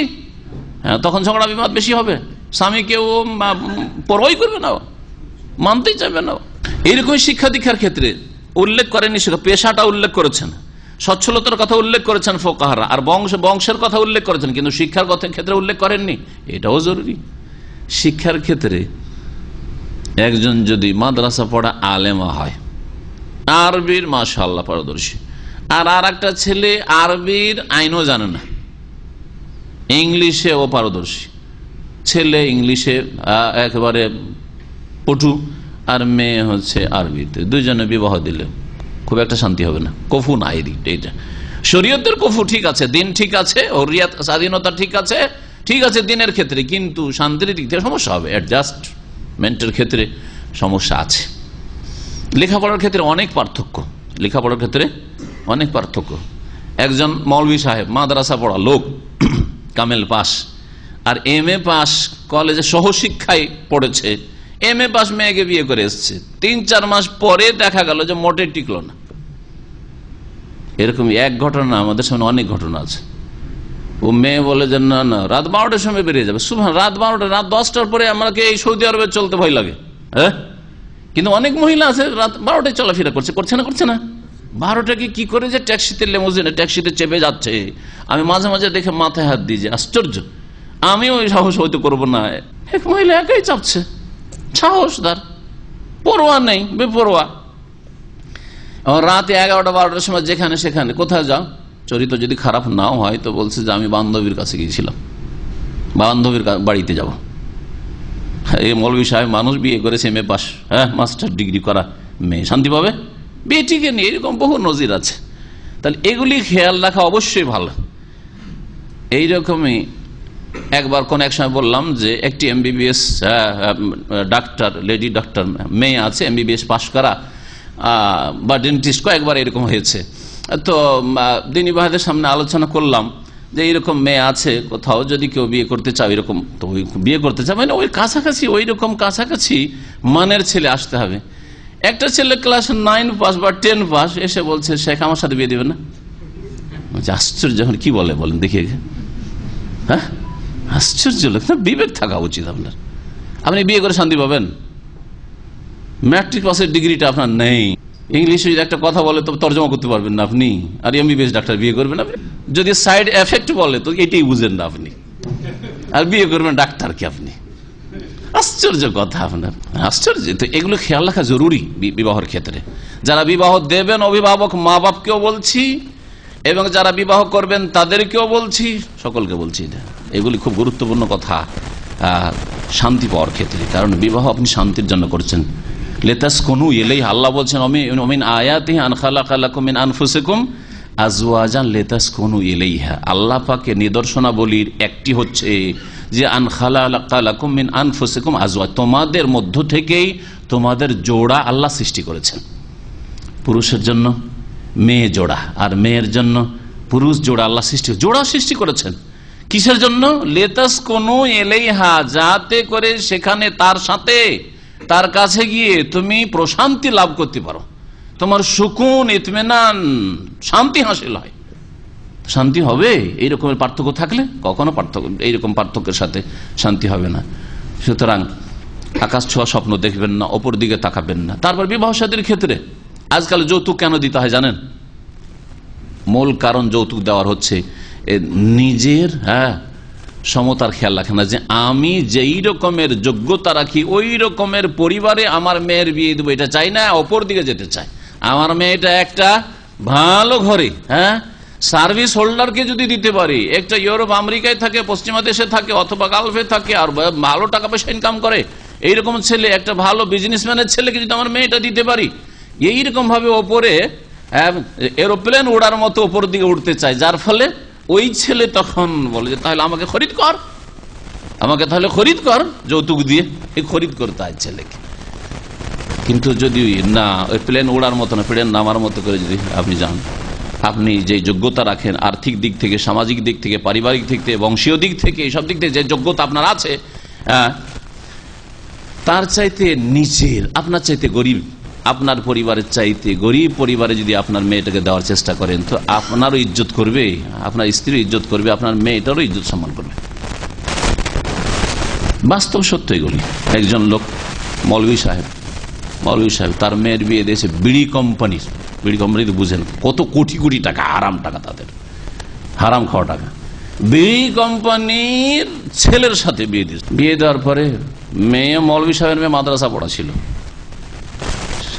সেই মেয়ে এখন জেন্টস প্যান্ট পরে ঘুরে বেড়ায়, আর তার সাথে কি পরে উপরে, যেটা টি শার্ট না কি বলে, গুলো টি শার্ট পরে। আর কি বিবাহর পরে যে ওই যে বরযাত্রীর পরে যে মেয়ে পক্ষ আবার যায়, যে ওদের ওখানে গিয়েছে, ওদের এখানে বাড়ির লোকেরা, সদস্যরা কেউ আপ্যায়ন করতে আসেনি, সব চাকর নকর দাস দাসী দিয়ে তাদের আপ্যায়ন করিয়েছে। শুনতে পেলাম ভালো ইজ্জত করেছে, চা দিয়ে পাঠাচ্ছে কাজের মেয়ে দিয়ে, কারণ জানছে যে এরা আমাদের কাজের মেয়ে যে যোগ্যতা রয়েছে বিড়ি কোম্পানি বাড়ি, ওই রকম যোগ্যতা, আর্থিক দিক থেকে যোগ্যতা এ মৌলভী সাহেব বা তাদের আত্মীয় স্বজনদের, সুতরাং কাজের মেয়ে দিয়ে তাদেরকে চা দিয়ে পাঠিয়েছে। কিন্তু সত্য ঘটনা বলছি। যার ফলে মেয়েকে যদি সুখে রাখতে হয়, তাহলে আপনি আপনার সমান পরিবার অথবা তার নিচে তাদেরকে খুঁজবেন, এবং দিনদার খুঁজবেন, আল্লাহ ভীরু খুঁজবেন, তাহলে যৌতুক দেওয়া লাগবে না। যৌতুকে মুসলিম সমাজ থেকে হারামকে উঠানো সম্ভব হবে। আর যখন ওপর দিকে যাওয়ার চেষ্টা করবেন, কখন উঠাইতে পারবেন না, আর উঠাইতে চান না আপনি, টাকা পয়সা লাগুক, কিন্তু মেয়েটা সুখে থাকবে। যদিও লাখ 2 লাখ টাকা লাগছে, একটা হোন্ডা দিতে হচ্ছে বা একটা কার দিতে হচ্ছে, কিন্তু একটা MBBS ছেলে পাচ্ছি, বা একটা ইঞ্জিনিয়ার পাচ্ছি, বা একটা এই সেই পাচ্ছি, একটা বিজনেসম্যান পাচ্ছি, এই সব করছে আসলে মুসলিমরা। হালাল হারামের কোনো পার্থক্য নেই এদের কাছে, যার ফলে তাদের মেয়েরা শান্তি পায় না। গত কয়েক মাস আগের খবর বাংলাদেশের, যে কোন মন্ত্রীর ঘরের বউকে খুন করা হয়েছে, জানেন খবর? হ্যাঁ, এমপি না, এমপির ছেলেতে খুন করেছে। আর এমপি মানে আজকের এমপি, কালকে তো মন্ত্রী। ওকে শুধু প্রধানমন্ত্রী বললি তো হলে যে হ্যাঁ তুমি মন্ত্রী আজকে থেকে, তাই না? এমপি মানে মন্ত্রী। হ্যাঁ, আর মেয়ে ডাক্তার। ওর চাইতে অনেক গরিবের বাড়িতে যারা দিয়ে রেখেছে, কিন্তু নিজের সমান পরিবারে, আমি যেমন তেমন আমার আত্মীয়রা, ওই রকম স্তরের আত্মীয়, তাদের মেয়েরা অনেক শান্তিতে আছে, অনেক শান্তিতে সুখে আছে, ইজ্জত করছে তাদের। শাশুড়িও ডাক্তার, মেয়েও ডাক্তার, এমপির ঘরে বিয়ে দিয়ে কি করেছে, খুন করেছে, তাই জি। আর আত্মহত্যার ঘটনা তো মেলা ঘটে, কোনো শান্তি নেই, ভালো করে মনে রাখবেন। তো বলছিলাম যে এই বিষয়গুলির খেয়াল রাখবেন বিবাহ করার ক্ষেত্রে, বিবাহ দেওয়ার ক্ষেত্রে। আরবদের মধ্যেও কোরাইশি অন্যদের জন্য কফু নয়, এ কথা ফুকাহারা বলেছেন। অর্থাৎ কোরাইশি মেয়েকে গায়র কোরাইশি, যারা কোরাইশি নয়, তারা বিয়ে করতে পারে না। অন্য লোকেরা আপোষে কফু, এসব ফুকাহাদের কথা। আন আব্দুল্লাহ বিন ওমর রাদিয়াল্লাহু আনহুমা قال قال رسول الله صلى الله عليه وسلم العرب بعضهم اكفأ بعض। আরবরা একে অপরের সমান বা কফু। ওয়াল মাওয়ালি বাদহুম আকফা বাজিন, আর যারা দাস বংশের, মাওয়ালি মাওলার বহুবচন, স্বাধীনকৃত গোলাম, এক যুগে গোলাম ছিল বাপদাদা পূর্বপুরুষ, আর তারপরে তারা স্বাধীন হয়েছে, বা এক যুগে নিজেই গোলাম ছিল পরে স্বাধীন হয়েছে। তো মাওয়ালি যারা স্বাধীনকৃত গোলাম, তারা একে অপরের কফু, অর্থাৎ এই পরিবারও এরাও মাওয়ালি গোলাম ছিল আর এরাও গোলাম ছিল, সুতরাং গোলামের হচ্ছে কফু। ইল্লা হায়কান, তবে যদি তাঁতি হয়, আও হাজ্জামান, অথবা সিঙ্গা লাগানেওয়ালা হয়। রাহুল হাকিম, হাদিসটি ইমাম হাকিম রহমতুল্লাহ আলাইহি বর্ণনা করেছেন মুস্তাদরাক কে, তার কিতাবের নাম হচ্ছে আল মুস্তাদরাক আলা সহিহাইন। ওয়াফি ইসনাদিহি রাউল নাম ইউসাম্মা, কিন্তু এর সনদে একজন বর্ণনাকারী রয়েছে যার নাম উল্লেখিত হয়নি। নাম যখন উল্লেখ করা হয়নি তখন বড় সন্দেহ রয়েছে। সে মিথ্যুক হইতে পারে, মিথ্যুক হলে হাদিস হয়ে যাবে জাল। সে অত্যন্ত দুর্বল হইতে পারে, তাহলে হাদিস অত্যন্ত দুর্বল হবে। সে সাধারণ দুর্বল হইতে পারে, তাহলে হাদিস দুর্বল হবে। বলা যায় না যে কোন স্তরের হাদিস, তাই না? এইরকম অবস্থা যদি অজ্ঞাত পরিচয় কোন বর্ণনাকারী থাকে। ওয়াস্তান কারাহু আবু হাতিম, ইমাম আবু হাতিম রাজি প্রখ্যাত সনদের পণ্ডিত ইমাম মুহাদ্দিস, তিনি এই হাদিসটিকে মুনকার বলেছেন, মুনকার মনে করেছেন। ওয়ালাহু শাহিদুন, কিন্তু এই হাদিসের একটি সমর্থক হাদিস রয়েছে বাজ্জারে মুআয ইবনে জাবাল থেকে, আর সেটাও বেসানাদিন মুনকাতাইন, বিচ্ছিন্ন সনদে, তার সনদে মাঝখানে বিচ্ছিন্নতা, গ্যাপ রয়েছে। সুতরাং দুটি যখন দুর্বল, খোড়াকে আর কি সাহায্য করবে, খোড়াকে কি সাহায্য করবে? একটা যদি খোড়া হয় আর একজন যদি খোড়া না হয়, হ্যাঁ, তাহলে হয়তো সাহায্য। এই জন্য ভাষ্যকার আল্লামা শেখ বাসসাম বলছেন আল হাদিস ও দাইফুন জিদ্দান, এই হাদিস যে কুফুর ক্ষেত্রে বংশীয় সমতার লক্ষ্য রাখতে হবে, এই সম্পর্কে যে হাদিসটি, এটাই হাদিস, শুধু এই হাদিসটি অত্যন্ত দুর্বল, দাইফুন জিদ্দান, দুর্বল না, অত্যন্ত দুর্বল। অত্যন্ত দুর্বলের পরই তখন বাতিল বা মওযু জাল এর স্তর আসে। আল্লামা শেখ নাসিরুদ্দিন আলবানী রহমতুল্লাহ আলাই এই হাদিস সম্পর্কে বলছেন ইন্না তুরুকাল হাদিসে আকসারুহা শাদীদাতুদ দাফ, এই হাদিসের সূত্রগুলি অধিকাংশ হচ্ছে অত্যন্ত দুর্বল, শুধু দুর্বল না, শাদীদাতুদ দাফ, অত্যন্ত দুর্বল। ফালায়াত মাইনুল কলব লিতাকওয়িয়াতিহি বিহা, সুতরাং মনে শান্তি হয় না যে একটি সূত্র, একটি সনদ আর একটি সনদকে শক্তিশালী করবে। বোঝা গেছে? 40 কেজির বস্তা যদি থাকে আর 5 বছরের 4-5টা ছেলে থাকে, তো কে কার সাহায্য করবে? বোঝা গেছে না? পারবে না। 90 বছর 100 বছরে একবারে বৃদ্ধ, অচল, নিজে চলতে পারেন না, আর 40 কিলোর বস্তা বলছে 3-4 জন বুড়া মিলে তোমরা 80-90 বছরের বয়স উঠিয়ে দাও এক অপরকে, হবে কাজ? জি হ্যাঁ। ওই রকমই হচ্ছে দুর্বল হাদিস, অতি দুর্বল হাদিসের সমর্থন করে এগিয়ে দিতে পারেন না, মানে হাসান লে গায়রিহি হয় না, আমলযোগ্য হয় না। লা সিয়ামা ওয়াকাদ হাকামা আলাইহি বাদুল হুফাজ বিল ওয়াদই, আর বিশেষভাবে উল্লেখযোগ্য হচ্ছে যে বেশ কিছু হাফেজে হাদিস, মুহাদ্দিসিন কেরামরা এই হাদিস কেসগুলিকে মওযু বলেছেন, শুধু যায়িফ জিদ্দান, অতি দুর্বল বলেন, কি বলেছেন? মওযু বলেছেন। ওয়ামিনহুম, আর তাদের একজন মুহাদ্দিস হচ্ছেন আল্লামা ইবনে আব্দুল বার রাহমাতুল্লাহি আলাইহি। সুতরাং এই মর্মে ফুকাহা কেরামরা এই হাদিসটি পেশ করে, বা এই ধরনের যে হাদিসগুলি পেশ করে, একটিও সহিহ হাদিস নাই। তাহলে প্রথম যে 5টির মধ্যে প্রথম দুটি, একটা হচ্ছে দিনের ক্ষেত্রে সমান হওয়া, কাছাকাছি হওয়া, আর স্বাধীনতায় হুরিয়াতে সমান হওয়া, এই দুটি লক্ষ্য রাখতে হবে। আর বাকিগুলি হলে ভালো, দুনিয়ার ক্ষেত্রে ভালো, হ্যাঁ, দাম্পত্য জীবনের ক্ষেত্রে উপকারী, কিন্তু এগুলি শরীয়তের বিধান নয় যে আরবিকে কোনো অনারব বিয়ে করতে পারবে না, জায়েজই নয়, এরকম বিষয় নয়। হ্যাঁ, শিক্ষিতা মহিলাকে অশিক্ষিত বিয়ে করতে পারবে না, শরীয়তে না জায়েজ, এমন কোনো বিষয় নয়। গরিবের ছেলে ধনীর মেয়েকে বিয়ে করতে পারবে না, এমন কোনো বিষয় নয়। বুঝা গেছে? পেশার ক্ষেত্রে উচ্চ পেশার ঘরের মেয়েকে নিম্ন পেশার ঘরের ছেলে বিয়ে করতে পারবে না, এগুলি কোনো শরীয়তের বিধান নয়, তবে দুনিয়ার ক্ষেত্রে উপকারী বিষয়। এই হাদিস সম্পর্কে আরো অতিরিক্ত শুনেন, ভাষ্যকার আরো বলছেন হাযাল হাদিস মুতাকাল্লামুন ফি, এই হাদিস সে সম্পর্কে অনেক আপত্তি করা হয়েছে। ফাকাদ ইস্তানকারাহু আবু হাতিম তো মুনকার বলেছেন, আর দারকুতনি বলেছেন লা ইয়াসিহু, সহিহ নয়, শুদ্ধ নয়, মানে ভুল হাদিস, সহিহ নয়। ওয়াকাল ইবনে আব্দুল বার মুনকার বলেছেন, মওযু বলেছেন। ওয়ালাহু তুরকুন কুল্লুহা ওয়াহিয়া, এর বেশ কিছু সূত্র রয়েছে, সবগুলি হচ্ছে একেবারে অচল, ওয়াহিয়া। ওয়াল হাদিস মা দাফি ফাইন্নাহু মুআরাযুন বিআহাদিস আসাহা মিনহু, এক তো হাদিস অত্যন্ত দুর্বল, জালের কাছাকাছি, উপরন্তু সহিহ হাদিস বিরোধী। সহিহ হাদিসে বংশীয় পার্থক্যের কারণে বিবাহ শাদী চলবে না, আর বংশের সমতা খেয়াল রাখতে, এর বিপরীতটা রয়েছে। সামনে যে দুটি হাদিস আছে ওতে রয়েছে সহিহ হাদিস বিরোধী। তাহলে সহিহ হাদিস বিরোধী যদি জয়ীফ হাদিস হয়, তাহলে এমনি জয়ীফ হইলেও মুনকার, জয়ীফটাকে বলা হয়, আর সহি হচ্ছে সুরক্ষিত, মাহফুজ, সহির উপর আমল করতে হবে। সমতার ক্ষেত্রে একটি কথা আরো মনে রাখবেন, সমতার ক্ষেত্রে বলছেন আল কাফাত মুতাবারাতুন ফি হাক্কির রিজাল দুন আল মারাতে, পুরুষের ক্ষেত্রে পুরুষ যেন নিচু মানের না হয়, মেয়ে যদি নিচু শ্রেণীর হয় তো অসুবিধা নেই। ফুকাহারা যারা বলেছেন তারা এই ক্ষেত্রে, তার মানে উদাহরণস্বরূপ একজন আরব যদি আরব পুরুষ অনারব মেয়েকে বিয়ে করে, তাহলে এই ক্ষেত্রে ফুকাহাদের আপত্তি। নিচের পরিবারে যদি যায় তাহলে এরকম বংশের ক্ষেত্রে বলেন, এটা সম্ভ্রান্ত বংশ, সৈয়দ বংশ। আমাদের দেশে যেগুলো বংশ খুব সম্ভ্রান্ত নিজেদেরকে বলে, ওগুলোর নাম বলেন না। সৈয়দ বংশ, চৌধুরী বংশ, কি শেখ বংশ, যারা নিজের দাবি করে আমরা আলে বাইত, ভুঁইয়া বংশ, ভুঁইয়া মানে জমিদার বংশ। এরা যদি একটা গরিবের বংশে বিবাহ করতে যায় তো ফুকাহাদের কাছে কোনো বাধা নেই। কিন্তু গরিবের ছেলে, নিম্ন শ্রেণীর ছেলে, এসব পেশার দিক থেকে, একটা পেশার দিক, একটা বংশের দিক, আর একটা কোন দিক, সচ্ছলতার দিক, এই তিনটে দিকে না দ্বিমত ফুকাহাদের।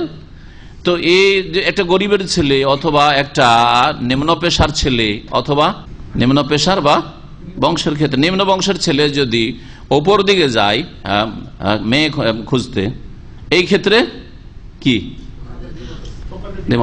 দ্বিমত রয়েছে। কিন্তু যদি ছেলে যদি নেমে এসে নিম্ন শ্রেণীর পরিবারে বিয়ে করে তাহলে কোনো অসুবিধা নেই।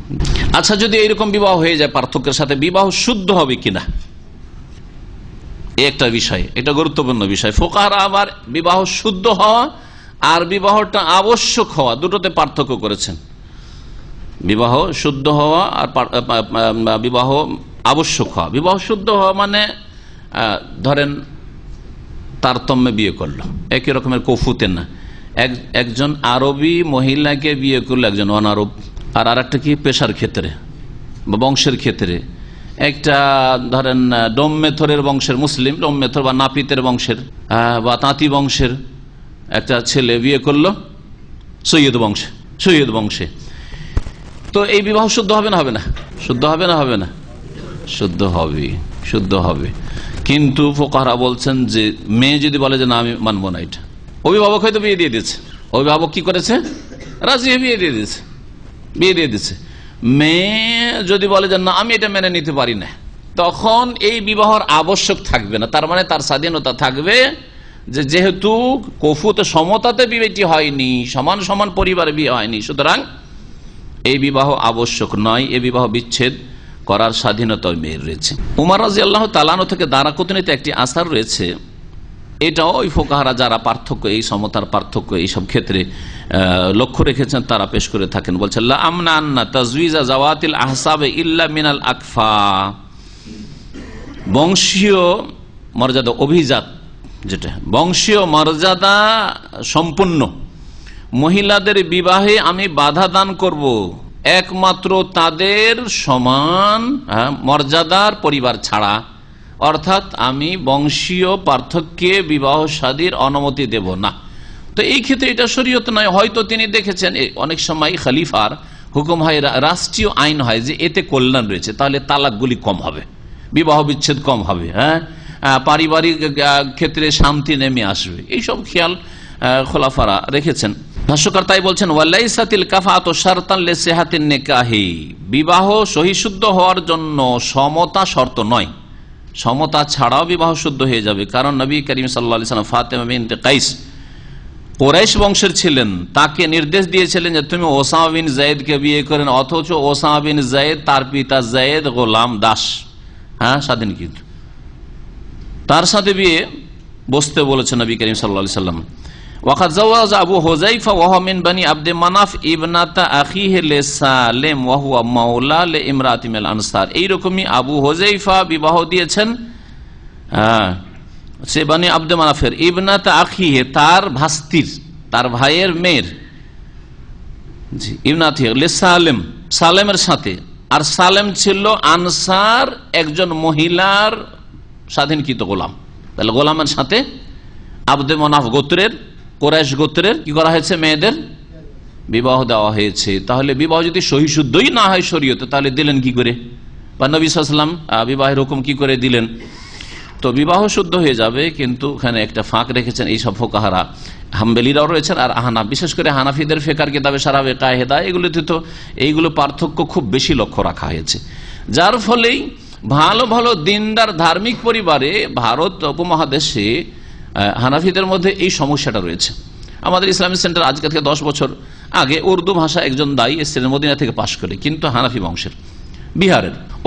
ওর বাবা এখানেই থাকতো, এখানে ওই মেয়েগুলো লেখাপড়া করেছে, তারপরে আবার ওখান থেকে ইউনিভার্সিটিতে ডিগ্রি করেছে, বয়স হয়ে গেছে প্রায় 24, 25, 26 হয়ে যাচ্ছে, ভালো ছেলে পাচ্ছে না। তা আমাকে একদিন বলল যে একটু ভালো ছেলে একটু খেয়াল রাখেন তো, কোথাও যদি পাওয়া যায়, আমার 2 বোন আছে, বিয়ে দিতে হবে।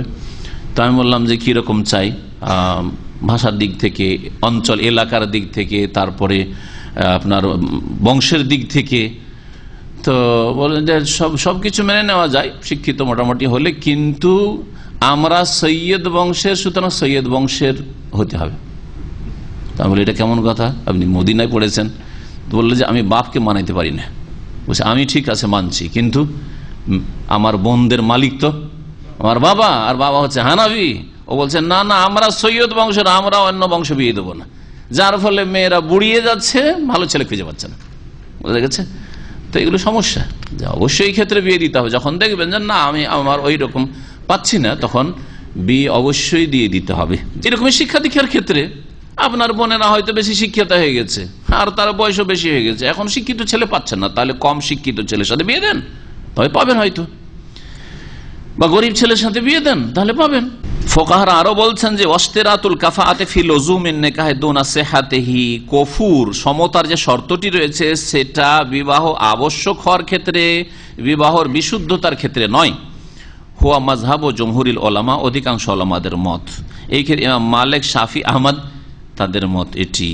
কালাল মুওয়াফিক ওয়া হুয়া কওলু আকসার আহলিল ইলম। হানাফি মত বরং ইমাম আহমদের 2টি মত রয়েছে, কিন্তু মুহাদ্দিসিন কেরাম বলছেন আর যারা গবেষক উলামারা যে শরীয়তে, কোরআন এবং হাদিসে এরকম কোনো দলিল নেই যে বংশীয় মর্যাদার পার্থক্যের কারণে, অথবা সচ্ছলতার পার্থক্যের কারণে, অথবা পেশার পার্থক্যের কারণে এক গোত্রের এক বংশের আরেক বংশে বিবাহের ক্ষেত্রে সমতা আবশ্যক, এরকম কিছু বলেননি তারা। তারপরে 2টি হাদিস আর দেখা যাক। ওয়ান ফাতেমা বিনতে কাইসিন রাদিয়াল্লাহু আনহা আন্না নবী সাল্লাল্লাহু আলাইহি ওয়াসাল্লাম ক্বালা লাহা ইনকিহি ওসামাতা, রাওয়াহু মুসলিম, সহিহ মুসলিমের হাদিস, এটা হচ্ছে সহিহ। ফাতেমা বিনতে কাইস কুরাইশ বংশের এক মহিলা, নবী করিম সাল্লাল্লাহু আলাইহি ওয়াসাল্লামের কাছে, হাদিস খুব সংক্ষেপ করে দেওয়া হয়েছে, নবী সাল্লাল্লাহু আলাইহি ওয়াসাল্লামের কাছে এসে মহিলা বলল যে ইয়া রাসূলুল্লাহ, আমাকে পেগাম দিয়েছেন। কে কে কে বলতে পারেন হাদিস? মুআবিয়া আর আরেকজন হচ্ছে আবু জাহাম, 2 জনের কথা। তো আপনার পরামর্শ নিতে এসেছি, আমি মুআবিয়াকে বিয়ে করব নাকি আবু জাহামকে বিয়ে করব। মুআবিয়া রাদিয়াল্লাহু তাআলা আনহু পরবর্তীকালে খোলাফায়ে রাশিদিনের জামানার পরে, হাসান রাদিয়াল্লাহু তাআলা আনহুর পরেই তিনি খলিফাতুল মুসলিমিন, 20 বছর ধরে খলিফা, অথচ তার যৌবনকালে অত্যন্ত দরিদ্র পরিবারের লোক। মা হিন্দা আর বাপ হচ্ছে আবু সুফিয়ান। হিন্দ যখন মুসলমান হইল, ইসলাম কবুল করার পরে অভিযোগ করলো স্বামীর, আবু সুফিয়ান সম্পর্কে রাদিয়াল্লাহু আনহু, ইয়া রাসূলুল্লাহ ইন্না আবা সুফিয়ান রাজুলুন শাহীহুন। হ্যাঁ, শাহীহুন মানে বাখিলুন, ওয়া মান ইউকাশুহা নাফসিহি ফাউলাইকা শুহুন, থেকে শুহুন মানে বকুল, কৃপণতা। আমার স্বামী আবু সুফিয়ান অত্যন্ত কৃপণ, শুধু কৃপণ না, আমার এবং আমার ছেলে মেয়েদের খরচ পর্যন্ত ঠিক করে দেয় না। কত কৃপণ তাহলে! এটা মানহানি করার নাই, এটা হাদিসের কথা। জি হ্যাঁ, আসল কথা বর্ণনা করা। তো আমি কি তার চোখের অগোচরে, তাকে না জানিয়ে লুকিয়ে কিছু তার ধন সম্পদ থেকে নিতে পারবো? তখন নবী সাল্লাল্লাহু আলাইহি ওয়াসাল্লাম বলছে খুজি বিল মারুফ, প্রথা মোতাবেক তুমি নিতে পারো, অর্থাৎ তোমাদের মতো যেসব পরিবারগুলি আছে সেই পরিবারে যতটা খরচ লাগে ততটা নিতে পারো। তাহলে ততটা পরিমাণ না জানে স্বামীকে জানিয়ে নিজের ছেলে মেয়েদের খরচ নিতে পারে। কিন্তু আপনার আশেপাশের পরিবার, মানে ওর ভাইয়ের পরিবার কেমন রয়েছে, আর ওর বোনের ঘরে কেমন রয়েছে, আশেপাশে পাড়া প্রতিবেশী যারা ওই রকমের আর্থিক সচ্ছলতায় ওই শ্রেণীর, তাদের বাড়িতে কতটা খরচ হয় মোটামুটি, এগুলো খেয়াল রাখতে হবে। সে যদি বলে যে না আমি ওই একবারে আমাদের এলাকায় ওই একজন ধনী আছে যার বাড়িতে দিনে এত টাকা করে খরচ হয়, অত টাকা করে নেব, তাহলে আপনার দেওয়া ফরজ না, সুন্নাত না, বরং বাধা দিবেন। এই ক্ষেত্রে অপচয়, সেটা আপনার জন্য ইসরাফ হইতে পারে। নবী করিম সাল্লাল্লাহু আলাইহি ওয়াসাল্লামের কাছে পরামর্শ চাইলেন আমি মুআবিয়াকে বিয়ে করব না আবু জাহামকে বিয়ে করব। কি বলেছিলেন নবী সাল্লাল্লাহু আলাইহি ওয়াসাল্লাম? আম্মা মুআবিয়া তো ফাসলুকুন লা মালা লাহু, শোনো মুআবিয়া হচ্ছেন অত্যন্ত দরিদ্র, হ্যাঁ, লা মাল আল্লাহ সলুকুনের ব্যাখ্যা স্বয়ং নবী সাল্লাল্লাহু আলাইহি ওয়াসাল্লাম বলছেন, লা মাল আল্লাহ, তার কাছে পয়সা কড়ি নাই, পয়সা ধন সম্পদ নাই। আমি হাদিসের তরজমা করেছি, তো এক বিদাতি মোল্লা, নাম জানেন হয়তো আপনারা, বড় বক্তা বাংলাদেশের, দেওবন্দি, কি নাম, হ্যাঁ, এ বলছে যে আমার উপরে কুফরি ফতোয়া লাগিয়ে দিল যে দেখো সাহাবীর মানহানি করেছে। এ নুরুল ইসলাম বলছে যে সাহাবীর মানহানি করে দিয়েছে, সুতরাং মতিউর রহমান কাফের হয়ে গেছে। আউযুবিল্লাহ। অথচ নবী সাল্লাল্লাহু আলাইহি ওয়াসাল্লামের হাদিসের তরজমা করছি আমি, সলুকুন মানে ফাকিরুন লা মাল লাহু। আরে ভাই, আমি যদি অভাবী হই আর আমাকে যদি ফকির বলেন তো কি মানহানি হলো? তারপরে আপনি সমালোচনা করে বাড়াবেন না। হ্যাঁ, আপনি আসল অবস্থা, কেউ জিজ্ঞেস করছে তার আর্থিক অবস্থা কেমন, বলছি ফকির মানুষ বা অভাবী মানুষ। ফকিরই বলতে হবে। ফকির শব্দটি আমার দেশে একটু খারাপ লাগে, কিন্তু ওইটাই যদি তরজমা করেন যে দরিদ্র গরিব মানুষ, অভাবী মানুষ, অসুবিধা নেই কিছু। শব্দের ক্ষেত্রে অনেক সময় আমার দেশে কোনো শব্দ আছে আপত্তিকর, কিন্তু ওইটাই যদি আপনি ভদ্র ভাষায় অনুবাদ করে দেন তো ঠিক আছে। অভাবী মানুষ, লামাল, তার কোনো পয়সা টয়সা নেই, সুতরাং তাকে বিয়ে করিও না। নবী সাল্লাল্লাহু আলাইহি ওয়াসাল্লাম নিষেধ করেছেন মাবিয়াকে বিয়ে করিও না, ফাতেমাকে। তুমি যখন পরামর্শ, কারণ যার কাছে পরামর্শ না হবে সে কিন্তু আমানতদার, বিশ্বস্ত, ভালো পরামর্শ দিতে হবে। এই ক্ষেত্রে খেয়াল রাখলে হবে না যে না না না না করুক, বিয়েটা হয়ে যাক না। আপনি দেখেন যে এই মেয়ের ক্ষতি রয়েছে, অবশ্যই আপনাকে সব দোষ ত্রুটি সব তুলে বলতে হবে। তখন গীবত না, তখন আপনি হিতাকাঙ্ক্ষী হলেন, তখন আপনি কল্যাণ কামনা করলেন এর সারা জীবনের জন্য। ও আম্মা আবা জাহাম, আর আবু জাহাম সে কি, ফালা ইয়াদাউ আসাহু আন আতিকিহি, তার কাঁধ থেকে লাঠি নামায় না। নবী সাল্লাল্লাহু আলাইহি ওয়াসাল্লাম ভাষাতে এটা তো আরো বড় মানহানি হয়ে যায়। তাহলে কাঁধের সময় লাঠি নিয়ে রেডি থাকে পিটার জন্য স্ত্রীকে, তার মানে তার আগে বিয়ে করেছে, আর বিয়ে করেছে আর খুব মারতো স্ত্রীকে। তাহলে স্ত্রীকে মারা কাজটি ভালো কাজ নয়, চরিত্রহীনদের কাজ, পছন্দনীয় না। এই জন্য নবী সাল্লাল্লাহু আলাইহি ওয়াসাল্লাম আর এই রকমের লোকদের সাথে নবী সাল্লাল্লাহু আলাইহি ওয়াসাল্লাম মেয়ের বোনের বিয়ে দিতেও নিষেধ করছেন। আবু জাহামের সাথে নিষেধ করেছেন, তো আজকে যদি নবী থাকতেন নিষেধ করতেন না? যে স্ত্রী মারা লোক, হ্যাঁ, তার বাড়িতে বিয়ে দিও না, অবশ্যই নিষেধ করতেন। ওয়ালাকিন ইনকিহি ওসামা, এই এতটুকু রয়েছে। নবী সাল্লাল্লাহু আলাইহি ওয়াসাল্লাম কি বললেন? ইনকিহি ওসামা, তুমি ওসামাকে বিয়ে করো। ওসামার দেখতে খুব কালো, একেবারে কালো, এই আল্লাহর হিকমত। আর ওসামার বাপ যে জেদ, একেবারে ফর্সা। অনেকে সন্দেহ করত, অনেকে আরবরা সন্দেহ করতো যে বাপের রং একরকম আর ছেলের রং একরকম, তাহলে কোনো ভেজাল আছে নাকি, অনেক সন্দেহ করত। একদিন এই বাপ বেটা শুয়ে আছে আর পাটা খোলা আছে, একটা সাদা পা আর একটা হচ্ছে আফ্রিকান একেবারে কালো পা। ওই সময় একজন যে বংশ সম্পর্কে যে পণ্ডিত, আরবদের মধ্যে এরকম পাওয়া যেত, ও হাত পা দেখলে চিনতে পারে যে এ ওই বংশের আছে, হাত পা দেখলে চিনতে পারে, মুখ দেখার দরকার নেই। তো পাটা একটু খোলা দেখে বলছে, ইন্না হাযিহিল আকদাম বাযুহা মিন বায, এই পাগুলি একটি আরেকের, মানে একটির সম্পর্ক আরেকটির সাথে রয়েছে।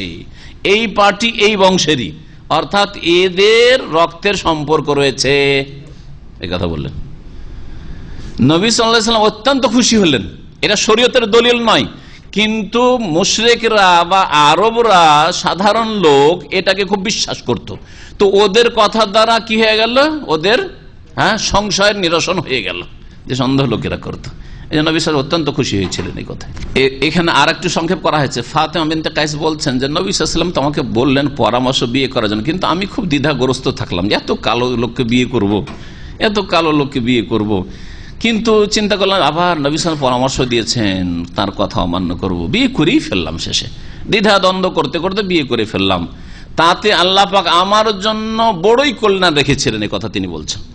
খুব সুখী হয়েছি তার সাথে বিবাহে আবদ্ধ হয়ে। তো অনেক সময় দেখা যায় যে হয়তো স্বামী কালো, অথবা এর বিপরীত স্ত্রী কালো, স্বামী সুন্দর নয় বা স্ত্রী সুন্দরী নয়, কিন্তু এত ভালো দিক আপনি পেয়ে গেলেন যেটা আপনি কল্পনা করতে পারেন না।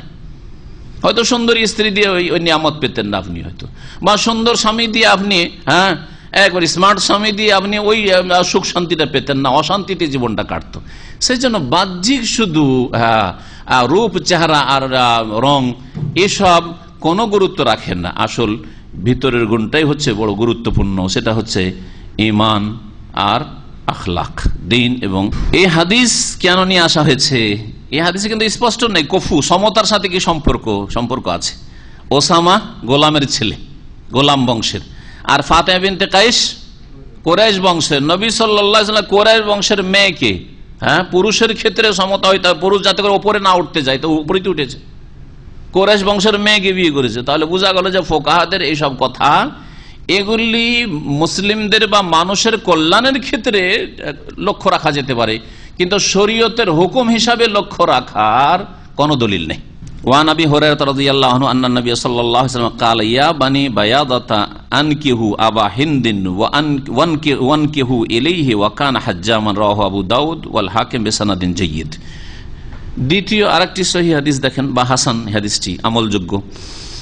আবু হুরায়রা রাদিয়াল্লাহু তাআলা আনহু থেকে বর্ণিত, তিনি বলছেন নবী করিম সাল্লাল্লাহু আলাইহি ওয়াসাল্লাম একবার বললেন, ইয়া বানি বায়াদা, হে বায়াদা গোত্রের লোকেরা, বায়াজার সন্তানরা, বানিন ছিল আসলে, ইবনুনের বহু বচন হচ্ছে বানুন বা বানিন, আর যখন বায়াজার দিকে যখন মোজাফ ফেলে আরবি গ্রামার হয়েছে তখন নুনটা হজফ হয়ে গেছে, যেমন বানি ইসরাইল বলছেন, বানিন ইসরাইল ছিল। ইয়া বানি বায়াজা, হে বায়াজা বংশের লোকেরা। বায়াজা হচ্ছে খাজরাজের একটি শাখা, খাজরাজ একটা বড় বংশ, তারই একটা গোত্র শাখা, গোত্র হচ্ছে এই বায়াদা। বলছেন যে বানু বায়াজা বিন আমের বাতুনুন মিন বাতুনিল খাজরাজ, মদিনায় যে আনসারীদের দুটো বড় বংশ ছিল, একটা হচ্ছে আউস বংশ আর একটা হচ্ছে খাজরাজ বংশ। খাজরাজ বংশটা আউসের তুলনায় বেশি বড়। আবার এহেদা কাবিলাতাইল আনসার, আনসারীদের দুটো যে বড় বংশ ছিল তার একটি বংশ হচ্ছে খাজরাজ। তাহলে খাজরাজ বংশের হচ্ছে কে? এরা বানি বায়াজা। এদেরকে সম্বোধন করে বলে আনকেহু আবা হিন্দিন, আবু হিন্দের তোমরা বিয়ে দিয়ে দাও, ওয়ানকেহু ইলাইহি, এবং তার সাথে তোমরা বিয়ে পড়িয়ে দাও। আনকেহু তার বিয়ে দিয়ে দাও মানে তার বিবাহের ব্যবস্থা করে দাও, আনকাহায়ুনকেহু আন্না কাহায়ানকেহু ওয়ানকেহু ইলাইহি, এবং তার সাথে তোমরা বিবাহের বৈবাহিক সম্পর্ক করো। ওয়াকানা হাজ্জামান, অথচ এই আবু হিন্দ সিঙ্গা লাগাতো। কি করতো? সিঙ্গা লাগাতো। মানুষের শরীর থেকে মরা রক্ত টানা, এটাকে সিঙ্গা লাগানো বলে, হাজামাত, বা এটাকে আরো আরবিতে নাম রয়েছে। রাওয়াহু আবু দাউদ, হাদিস আবু দাউদে রয়েছে, আর ইমাম হাকিম বর্ণনা করেছেন মুস্তাদরাক বিসানাদিন জাইয়্যিদ, সুন্দর সনদে।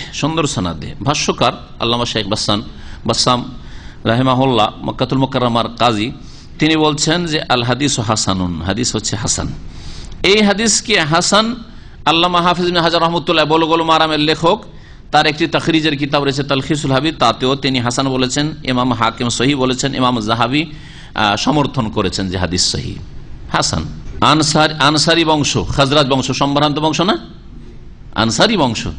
আনসারি বংশকে কি বললেন? যে তোমরা তোমাদের মেয়ের বিবাহ দাও, কার সাথে?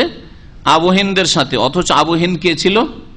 একজন সিংহা লাগা তার পেশা ছিল। তাহলে পেশার ক্ষেত্রে নিচু পেশার হইলে সম্ভ্রান্ত পরিবারের মেয়েকে বিয়ে করতে পারবেন না, এটা শরীয়ত নয়, এটা শরীয়ত নয়। তবে এগুলি যদি দুনিয়াবী ক্ষেত্রে, পার্থিব ক্ষেত্রে লক্ষ্য রাখা হয় তাহলে উপকারী বলা যেতে পারে। আল্লাহ পাক কোরআনে কারিমে সূরা হুজরাতের আয়াত নম্বর 13-তে কি ইরশাদ করেছেন?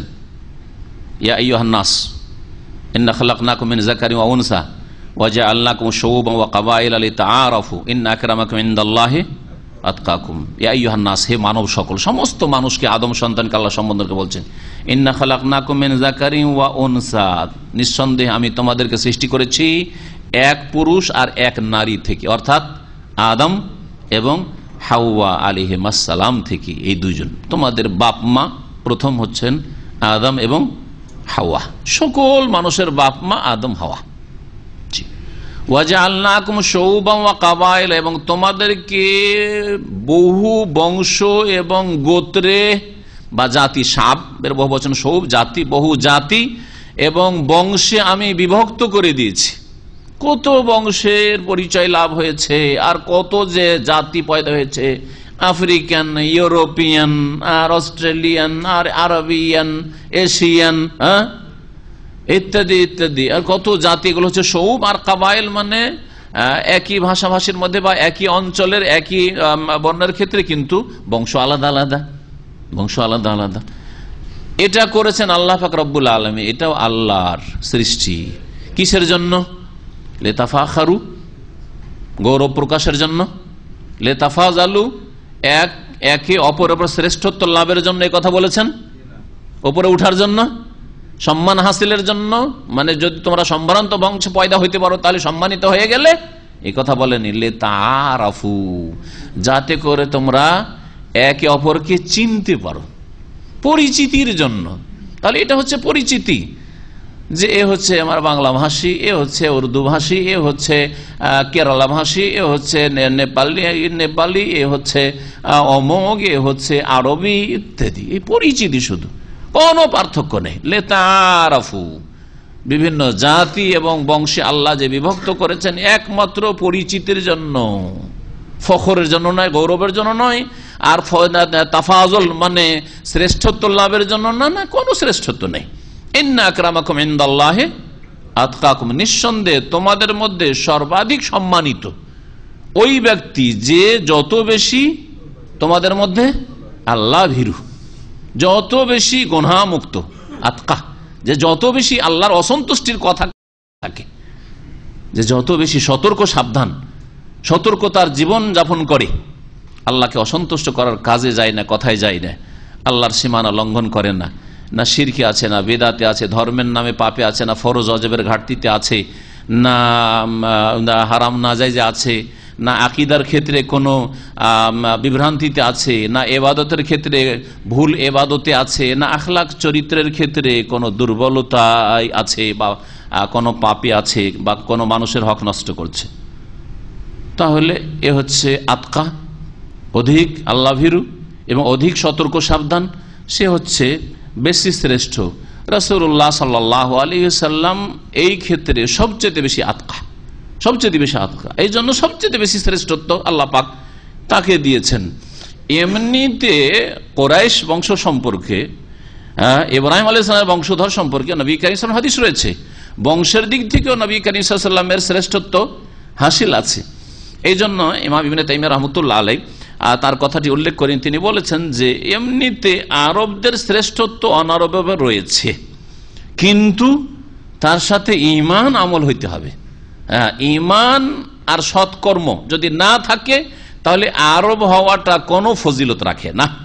তাআলা শেখুল ইসলাম ইমাম ইবনে তাইমিয়া রাহমাতুল্লাহ আলাইহি বলছেন, ওয়ালা ইয়াসিহু লিআহাদিন আইয়ুনকিহা মাউলিয়াতাহু রাফিজিয়ান, কোন অভিভাবকের জন্য জায়েজ নয় যে তার অধীনস্থে যেসব মেয়েরা রয়েছে, নিজের মেয়ে হোক অথবা বোন হোক, হয়তো বোনের সে অভিভাবক, বাপ নেই হয়তো, হ্যাঁ, অথবা অন্য কি হইতে পারে, অনেক সময় ফুফু, আপনার ফুফুর বিয়ে দিতে হচ্ছে, কিন্তু ফুফুর কাছের, আপনার চাইতে কাছের কেউ নেই, সুতরাং আপনি এখানে বলি, তো আপনার অধীনে যাদের বিয়ে দেওয়ার আপনি হচ্ছেন শরীয়ত সম্মত ওলি, এই ক্ষেত্রে কোন মেয়ের বিবাহ দেওয়া জায়েজ নয় অভিভাবকের জন্য রাফেজিয়ান, কোন শিয়া রাফেজির সাথে।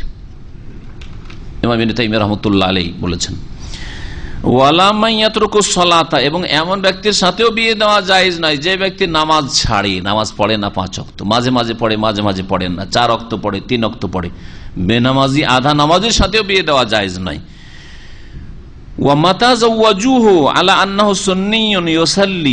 আর যদি বিয়ে দিয়ে দেয় এই ভেবে যে এ হচ্ছে সুন্নি, কোরআন সুন্নাহর অনুসারী মুসলিম, আর ইউসাল্লি নামাজ পড়ে, সুম্মা বানা, তারপরে স্পষ্ট হয়ে গেল বেখেলাফ, এর বিপরীতটা, যেহেতু সুন্নি না বিদাতি, যেহেতু মাজারপন্থী, এই হচ্ছে শিয়া রাফেজি। রাফেজি ছাড়াও সুন্নিদের মধ্যে যেমন কবর মাজারপন্থী রয়েছে, সুফিরা যারা কবর মাজার পূজা করে নিজেদেরকে বলে সুন্নি, সুন্নি, এদেরকে সুন্নি কোন ক্ষেত্রে বলবেন? যারা কবর মাজার পূজা করে অথচ তারা সুন্নি নিজেদেরকে বলে, তো এরা পুরোটাই এ টু জেড একবারে তাদের দাবিতে মিথ্যুক, নাকি কিছুটা সুন্নি তাদেরকে বলা যেতে পারে আংশিক? শিয়াদের পাশে যদি দাঁড় করান কবর পূজারী সুন্নিদেরকে, মাজারপন্থী আটরসি হোক আর ভান্ডারি হোক আর আজমিরি হোক, যারা হোক, যতগুলি মাজারপন্থীরা রয়েছে, বেরুলবিরা, এদেরকে যদি শিয়াদের পাশে রাখেন তাহলে পাশাপাশি রাখলে সুন্নি বলা যেতে পারে। কি অর্থে? সীমিত অর্থে, সেটা হচ্ছে যে রাফেজি শিয়ারা ইরানি এবং তাদের যেগুলো লেজ ছড়িয়ে ছিটিয়ে আছে বিভিন্ন দেশে, এরা সাহাবায়ে কেরামদেরকে মুসলিম মনে করে না, গাল দেয়, বরং কাফের সবগুলিকে বলে 4-5টা সাহাবী ছাড়া। বোঝা গেছে? রাফেজি শিয়ারা। পক্ষান্তরে কবর মাজার পন্থীরা সুন্নিদের মধ্যেকার, যারা নিজেদেরকে সুন্নি বলছে, এরা সাহাবায়ে কেরামদের যথাযথ মর্যাদা দেয়, এরা সাহাবায়ে কেরামদেরকে গালমন্দ করে না, খোলাফায়ে রাশেদিনকে গালমন্দ করে না। তো এই সীমিত অর্থে এদেরকে কি বলা যাবে? যে তোমাদের এই সুন্নি দাবি করা শিয়াদের মোকাবিলাতে ঠিক আছে। এবার বোঝা গেছে। কিন্তু যখন সুন্নিদের মধ্যে বিভিন্ন দল উপদলগুলি দেখবেন, এরা তো সুন্নতের অনুসারী নয়, এরা শিরক বিদআতের ধর্ম পালন করে। কবর মাজার পূজা ধর্ম, পীর মুরিদির ধর্ম, মিলাদের ধর্ম, আর কিয়ামের ধর্ম, হ্যাঁ, হালুয়া রুটি শবে বরাতের ধর্ম, এই এতগুলি বিদআত করে আর তারপরে সুন্নি সহি আকীদার উলামায়ে কেরাম এবং জনসাধারণের পাশে যখন রাখবেন, তখন এরা সুন্নি নয়, তখন বলবেন এরা বিদআতি। তখন এরা কি? বিদআতি। তাহলে আংশিক কবর মাজার পূজারীও যারা যদি সাহাবাই কেরামদের মর্যাদাকে ক্ষুণ্ণ না করে, মর্যাদা ঠিক অক্ষুণ্ণ রাখে, সাহাবাই কেরামদের শ্রদ্ধা ইহতিরাম করে এবং খেলাফতগুলিকে আবু বকর, ওমর, ওসমানের খেলাফতকে মেনে নেয়, তাহলে তারা শিয়াদের মোকাবিলাতে তুলনামূলক সুন্নি। কিন্তু আসলে ব্যাপক অর্থে চারিদিক থেকে দেখলে তারা সুন্নি নয়, তারা হচ্ছে বিদআতি, বরং বড় বড় শিরকে রয়েছে। তো বিয়ে দিলেন, হয়তো মেয়ের বিয়ে দিলেন বা বোনের বিয়ে দিলেন সুন্নি মনে করে যে সুন্নতের অনুসারী, আর তারপরে এর বিপরীতে স্পষ্ট হয়ে গেল শিয়া অথবা মাজারপন্থী ও দেওয়ানবাগীপন্থী, হ্যাঁ, আটরজিপন্থী বেরেলভী, কবর মাজারে নিয়ে যাবে আপনার বোনকে, আপনার মেয়েকে রাখবেন? মোটেই রাখা জায়েজ নয়। রাখা জানার পরে, বিয়ে দেওয়ার পরেও জানলেও রাখা যদি জায়েজ না হয়, তাহলে জেনে শুনে বিয়ে দেওয়া জায়েজ? আল্লাহ হেফাজত করে। আজকালকার মুসলমানরা নামধারী মুসলমান, এক মুসলিম বড় পয়সাওয়ালা, ওর পয়সার শেষ নেই, চেনি আমি তাকে। তার ব্যবসা যে কতগুলি আছে আপনি গুনতে পারবেন, এত ব্যবসা বাণিজ্য, কোটি কোটি টাকার মালিক। আর একজন কোটিপতি এরকম কবর পূজারী আজমেরি পেয়েছে, তার ঘরে নিজের মেয়ের বিয়ে দিল অথবা ছেলের বিয়ে দিল। বিয়ে দেওয়ার পরেই কয়েক মাস পরেই ও মেয়ে তো গিয়েছে, ওর মেয়ে ওই যে নিজেকে বলছে আবার আহলে হাদিস, আউযুবিল্লাহ, আহলে হাদিস নামে আহলে হাদিস, কিন্তু কাজে কর্মের নাই। পয়সাওয়ালা পেয়েছে, কবর পূজারি ঘরে মেয়ের বিয়ে দিয়েছে। বিয়ে দেওয়ার পরে মেয়ে ওকেও নিয়ে গেছে আজমিরে, আর নিজে ওই যে নিজে আহলে হাদিস যে পুঁজিপতি, সে নিজেও আজমিরে গেছে। আজমিরে থেকে ফিরে এসে শয়তান কি করে বিভ্রান্ত করলো, তার পরের বছর দেখা গেল যে ব্যবসা বাণিজ্যে আরো ভালোই লাভ হয়েছে। আল্লাহ পাকের বড় পরীক্ষা। আল্লাহ এটা দেখতে বলেন যে প্র্যাকটিক্যালি উন্নতি করলেন, সেই জন্য আপনি হক পথে আছেন। এখন একজন, তার মানে একজন বেনামাজি যদি দেখে যে এই বছর আমি পুরো নামাজ ছেড়ে দিয়েছি কিন্তু কোনো অভাব দেখি না, তাহলে কি এটা কি ঠিক ধর্ম নাকি? সত্য দিন কোনটা? যেটা ওহীতে আছে, আল্লাহ নাযিল করেছেন, কোরআনে কারীমে আছে আর রাসূলের হাদিসে রয়েছে, সেটা হচ্ছে সিরাতে মুস্তাকিম, সরল পথ। আপনি সিরাতে মুস্তাকিম খুঁজে নিতে হবে কোরআন এবং হাদিসে, ওহীতে খুঁজে নিতে হবে, নাকি আপনার বাস্তব বলছে আমি এবছর খুব সুখী, রোগ বালা মুসিবত নেই আর আমার কোনো অভাব নেই, অথচ সারা বছর আমি নামাজ পড়িনি, এবছর এই রমজানে রোজাও রাখিনি, সেই জন্য এইটাই ঠিক নাকি ধর্ম? এটা যেমন ঠিক নয়, ওকেও শয়তান ওইভাবে গোমরাহ করেছে। ওখান থেকে ফিরে এসছে, আসার পরে আল্লাহ পাক এইরকম পাপিষ্টগুলোকে ইস্তেদরাজ করেন, মানে ঢিল দিয়ে দেন যে তুই আরো বড় লোক হ, তুই আরো পয়সাওয়ালা হয়ে যা। ওই বছরের ব্যবসা বাণিজ্যতে খুব উন্নতি হয়েছে। পরে কোন এক ব্যক্তির কাছে, যার কাছ থেকে জানতে পারলো, সে আলেম যে নকল করলো, বলছে যে এই বছর আমার আজমির শরীফ যাওয়াতে ফায়দা হয়েছে, এটা চাদরও চড়িয়েছে, বিআইয়ের সাথে, বিআই সাহেবের সাথে গিয়ে চাদর চড়িয়ে এসছে, আর বলছে যে এবছর আজমির যাওয়াতে আমার বড় ফায়দা হয়েছে। তো তুই ইমানই হারিয়ে গেছে, ইমান ভঙ্গ করলো, বড় শিরক করে ফেললো। তো আজকাল অধিকাংশ মানুষ পয়সার পিছনে এমন ছুটেছে যে আল্লাহ, পরকাল, আখেরাত, দিন আর জান্নাত এসব তাদের মাথার ব্যথা না। মাথার ব্যথা হচ্ছে পয়সা কোথায় আছে। জি, যে ঘরে পয়সা আছে ওই ঘরে ওই ঘাস দেখে ছাগল বাঁধা। আমাদের দেশের লোকেরা কি বলে, মেয়ের বিয়ে দেওয়ার ক্ষেত্রে কি করতে হবে? ঘাস দেখে ছাগল বাঁধতে হবে। বিয়ে দেওয়ার সময় পয়সা শুধু দেখে আর শিক্ষা দীক্ষা দুনিয়ার দেখে, ওগুলো দেখে বিয়ে দেয়। যেটা গরিব ছেলেকে মেয়ে দিতে বলেন, না না না, গরিবকে দেওয়া যাবে না। আচ্ছা, ওই যে ধনী ছেলেকে যে মেয়ে উঠিয়ে দিচ্ছে, ওকে যদি বলেন যে ছেলেটা যে নামাজ টামাজ পড়ে না, দোয়া করছি আল্লাহ ওকে হেদায়েত করবে। একটু ভালো মানুষ হলে কি বলে, দোয়া করছি আল্লাহ ওকে কি করবে? হেদায়েত করবে।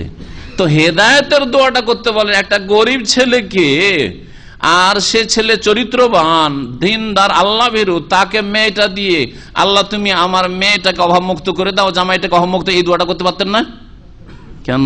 কারণ পয়সাটা মেন টার্গেট। পয়সা ঠিক রেখে 2 নম্বরে দিন ধর্ম, সেজন্য দোয়া করছি আল্লাহকে হেদায়েত করো, আমার জামাইকে আল্লাহ নামাজি বানাকে দোয়া করছি। বুঝা গেছে না? এ হচ্ছে আজকালকার অধিকাংশ মুসলিমের চরিত্র। তো ইমাম ইবনে তাইমিয়া রাহমাতুল্লাহ বলছেন, যদি আপনি ধোঁকা খেয়ে যান, বিয়ে দিয়েছেন সুন্নি বলে, বিয়ে দিয়েছেন নামাজি বলে, এর উল্টোটা প্রমাণিত হলে বিয়ে দেওয়ার পর জানতে বলেন ফাইন্নাহুম, অনেক সময় বিয়ে করার জন্য, ধার্মিক বাড়িতে বিয়ে করার জন্য কি করে, বেশ কিছুদিন নামাজ ধরে নেয়, আর যখন মেয়ে দেখতে এসে আগে গিয়ে মসজিদে, আজানের আগে মসজিদে বসে আছে।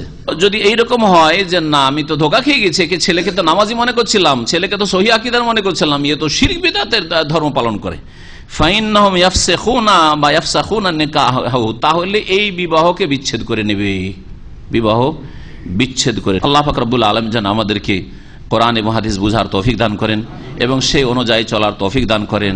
আল্লাহ পাক রব্বুল আলামিন দ্বীনকে আমাদেরকে এক নম্বরে রাখার তৌফিক দান করেন। দুনিয়া থেকেও আমাদেরকে যেন হালাল রুজি থেকে বঞ্চিত না করেন, হালাল রুজির রাস্তাকে আল্লাহ পাক যেন সংকীর্ণ না করে দেন। আল্লাহ পাক দিন দুনিয়ার সার্বিক ক্ষেত্রে আল্লাহ যেন বরকত দান করেন। আল্লাহ পাক রব্বুল আমাদের সমস্ত অনিষ্ট থেকে যেন হেফাজতে রাখেন। সুবহান রাব্বিকা রাব্বিল ইজ্জাতি আম্মা ইয়াসিফুন ওয়া সালামুন আলাল মুরসালিন ওয়ালহামদুলিল্লাহি রাব্বিল আলামিন। একবার জিজ্ঞাসা করেছেন নারিকেল, জাম, কাঁঠাল এগুলোর কি যাকাত দিতে হবে? যেসব খাদ্যদ্রব্য বা ফল বিশেষ করে ফল সরে যায়, দীর্ঘদিন রাখা যায় না, সেগুলিতে যাকাত নেই। বরং সেগুলি বিক্রি করে যে টাকাটা হবে, যেমন আম, লিচু, এগুলিতে যাকাত নেই। তবে গরিবের হক আছে। যেদিন আপনি আম লিচু পাড়বেন বা কাঁঠাল পাড়বেন, সেদিন গ্রামের গরিব দুঃখী যাদের কাঁঠাল বাগান নেই, আম বাগান নেই, লিচুর বাগান নেই, তাদেরকে খাওয়াইতে হবে। এটা শরীয়তে ভালো করে মনে রাখেন বিধান। ওদেরকে বঞ্চিত করে সবগুলি বিক্রি করে দিলেন, আপনার নিজের বাড়িতে উঠিয়ে নিয়ে গেলেন, গুনাহগার হবেন, কারণ ওদের হক রয়েছে। লিসাইলি ওয়াল মাহরুম, যারা যাচ্ছা করে আর যাচ্ছা করে লজ্জা পায়, তাদের সকলকে দিতে বলা হয়েছে কোরআনে। আর যাকাত নেই। তবে টাকাটা যখন আপনার কাছে জমি আসবে, অন্যান্য টাকার সাথে মিলিয়ে বছরে একবার তখন যাকাত দিবেন, ওইভাবে যাকাত আসবে। কিন্তু সরাসরি যে সব ফল মূল তাড়াতাড়ি সরে যায়, পচে যায়, যেমন কলা, এই ধরনের গুলো, এগুলিতে যাকাত নেই। যেগুলি স্থায়ীভাবে রাখা যায় সেগুলিতে যাকাত আছে, সেগুলিতে যাকাত আছে। যেমন খেজুরকে খুরমা বানিয়ে রাখা যায়, বছরকে বছর রাখা যায়। তারপরে কিশমিশ, আঙ্গুরকে শুকিয়ে কিশমিশ বানিয়ে রাখা যায়। এইরকমই যেগুলি আপনার আজকাল এই বাদাম জাতীয় জিনিস রয়েছে, এই ধরনের এগুলো খাদ্যদ্রব্যে যাকাত রয়েছে। খাদ্যদ্রব্য মানে যেগুলো আপনার ধরেন ধান চাল একই জিনিস, আর তার সাথে সাথে গম, জব, ডাল, যত রকমের ডাল রয়েছে ইত্যাদি সবগুলিতে যাকাত আছে। অসর যেটা বলা হয়। স্ত্রী যদি মাকে গালি দেয়, কার মাকে? স্ত্রীর মাকে না আপনার মাকে? স্বামী মাকে গালি দেয় তো অন্যায় কাজ করলো, জুলুম করলো, এই ক্ষেত্রে আপনি সতর্ক করবেন। যদি দেখেন যে সংশোধন হচ্ছে তো ঠিক আছে, আর না হলে এইরকম ক্ষেত্রে দেখছেন যে না সতর্ক হচ্ছে না, আপনার মায়ের উপরে জুলম অত্যাচার করছে, তাহলে মাকে সন্তুষ্ট করার জন্য এবং আল্লাহকে রাজি করার জন্য তালাক দিবেন। কিন্তু সাথে সাথে তালাক না, সাথে সাথে তালাক দিলেন, ওই মায়ের রাগ ঠান্ডায় মাই আপনাকে অনুরোধ করতে লাগলো যে না রাগ, বউটাকে রাগ, আর এইদিকে মূর্খতার সাথে বেদাতি তরিকায় 3 তালাক দিয়ে বসে আছেন, তো লজ্জিত। এই জন্য চিন্তা ভাবনা, তালাক দিলে চিন্তা ভাবনা করে মাকে নিয়ে, বাপকে নিয়ে, সবকে নিয়ে বসে যুক্তি পরামর্শ করে তালাক দেবেন। আর কয়েকটা ওয়ার্নিং দেবেন, সুযোগ সুবিধা দেবেন তাকে সংশোধনের। যদি দেখেন যে না সংশোধন হওয়ার নয়, তখন তালাক দেবেন। তালাক হচ্ছে শেষ গতি, শেষ পথ সেটা। ওয়াল্লাতি তাখাফুনা নুশুজাহুন্না ফাইজুহুন্না ওয়াহজুরুহুন্না ফিল মাযাজি ওয়াদরিবুহুন্না ফাইন আতানাকুম ফালা তাবগু আলাইহিন্না সাবিলা। আল্লাহ বলেছেন যদি তোমার স্ত্রী নাফরমানি, বিরুদ্ধাচরণ করে, দিন মেনে না চলে, বা স্বামীর বা আদেশ ওই সব মেনে না চলে, বা আল্লাহর অসন্তুষ্টির কাজ করে, সে আপনার মার সাথে খারাপ আচরণ করুক অথবা আল্লাহর সাথে খারাপ আচরণ করুক, ইবাদতবন্দি ঠিকভাবে করে না, ফাইজুহুন্না, প্রথম হচ্ছে উপদেশ দাও, ওয়াজ করো। ওয়াহজুরুহুন্না ফিল মাযাজি, 2 নম্বর হচ্ছে যদি উপদেশে কাজ না হয়, বুঝিয়ে পারলেন না, তাহলে বিছানা আলাদা করে দাও, ওর সাথে ঘুমায়ও না, ওই বাড়িতে থাকো, বাড়িতে পালিয়ে যাবেন না। আবার মসজিদে গিয়ে আপনি বিছানা নিয়ে চলে গেলেন, ওইরকম করবেন না, কারণ ওকে ভুল স্বীকার করার সুযোগ দেবেন। বাড়িতে থাকবেন কিন্তু ওর সাথে যোগাযোগ নেই, কোনো সম্পর্ক নেই, শারীরিক কোনো সম্পর্ক নেই। ওয়াহজুরুহুন্না ফিল মাযাজি ওয়াদরিবুহুন্না, 3 নম্বর যদি ওতেও না হয়, অনেক মহিলা আছেন না, ও মাসকে মাস ওর কাছেও যায় না, বিছানাও যায় না, তাতেও তার কিছু না, খেতে পালি হলো, আচ্ছা টাকা পয়সা পেলে হলো, খেতে পেলি হলো। আপনি টেলিফোন বন্ধ করে দেন, এখান থেকে অসুবিধা না, টেলিফোন বন্ধ, টাকাটা পাঠিয়ে দিও, বাস ঠিক আছে। ঠিক না?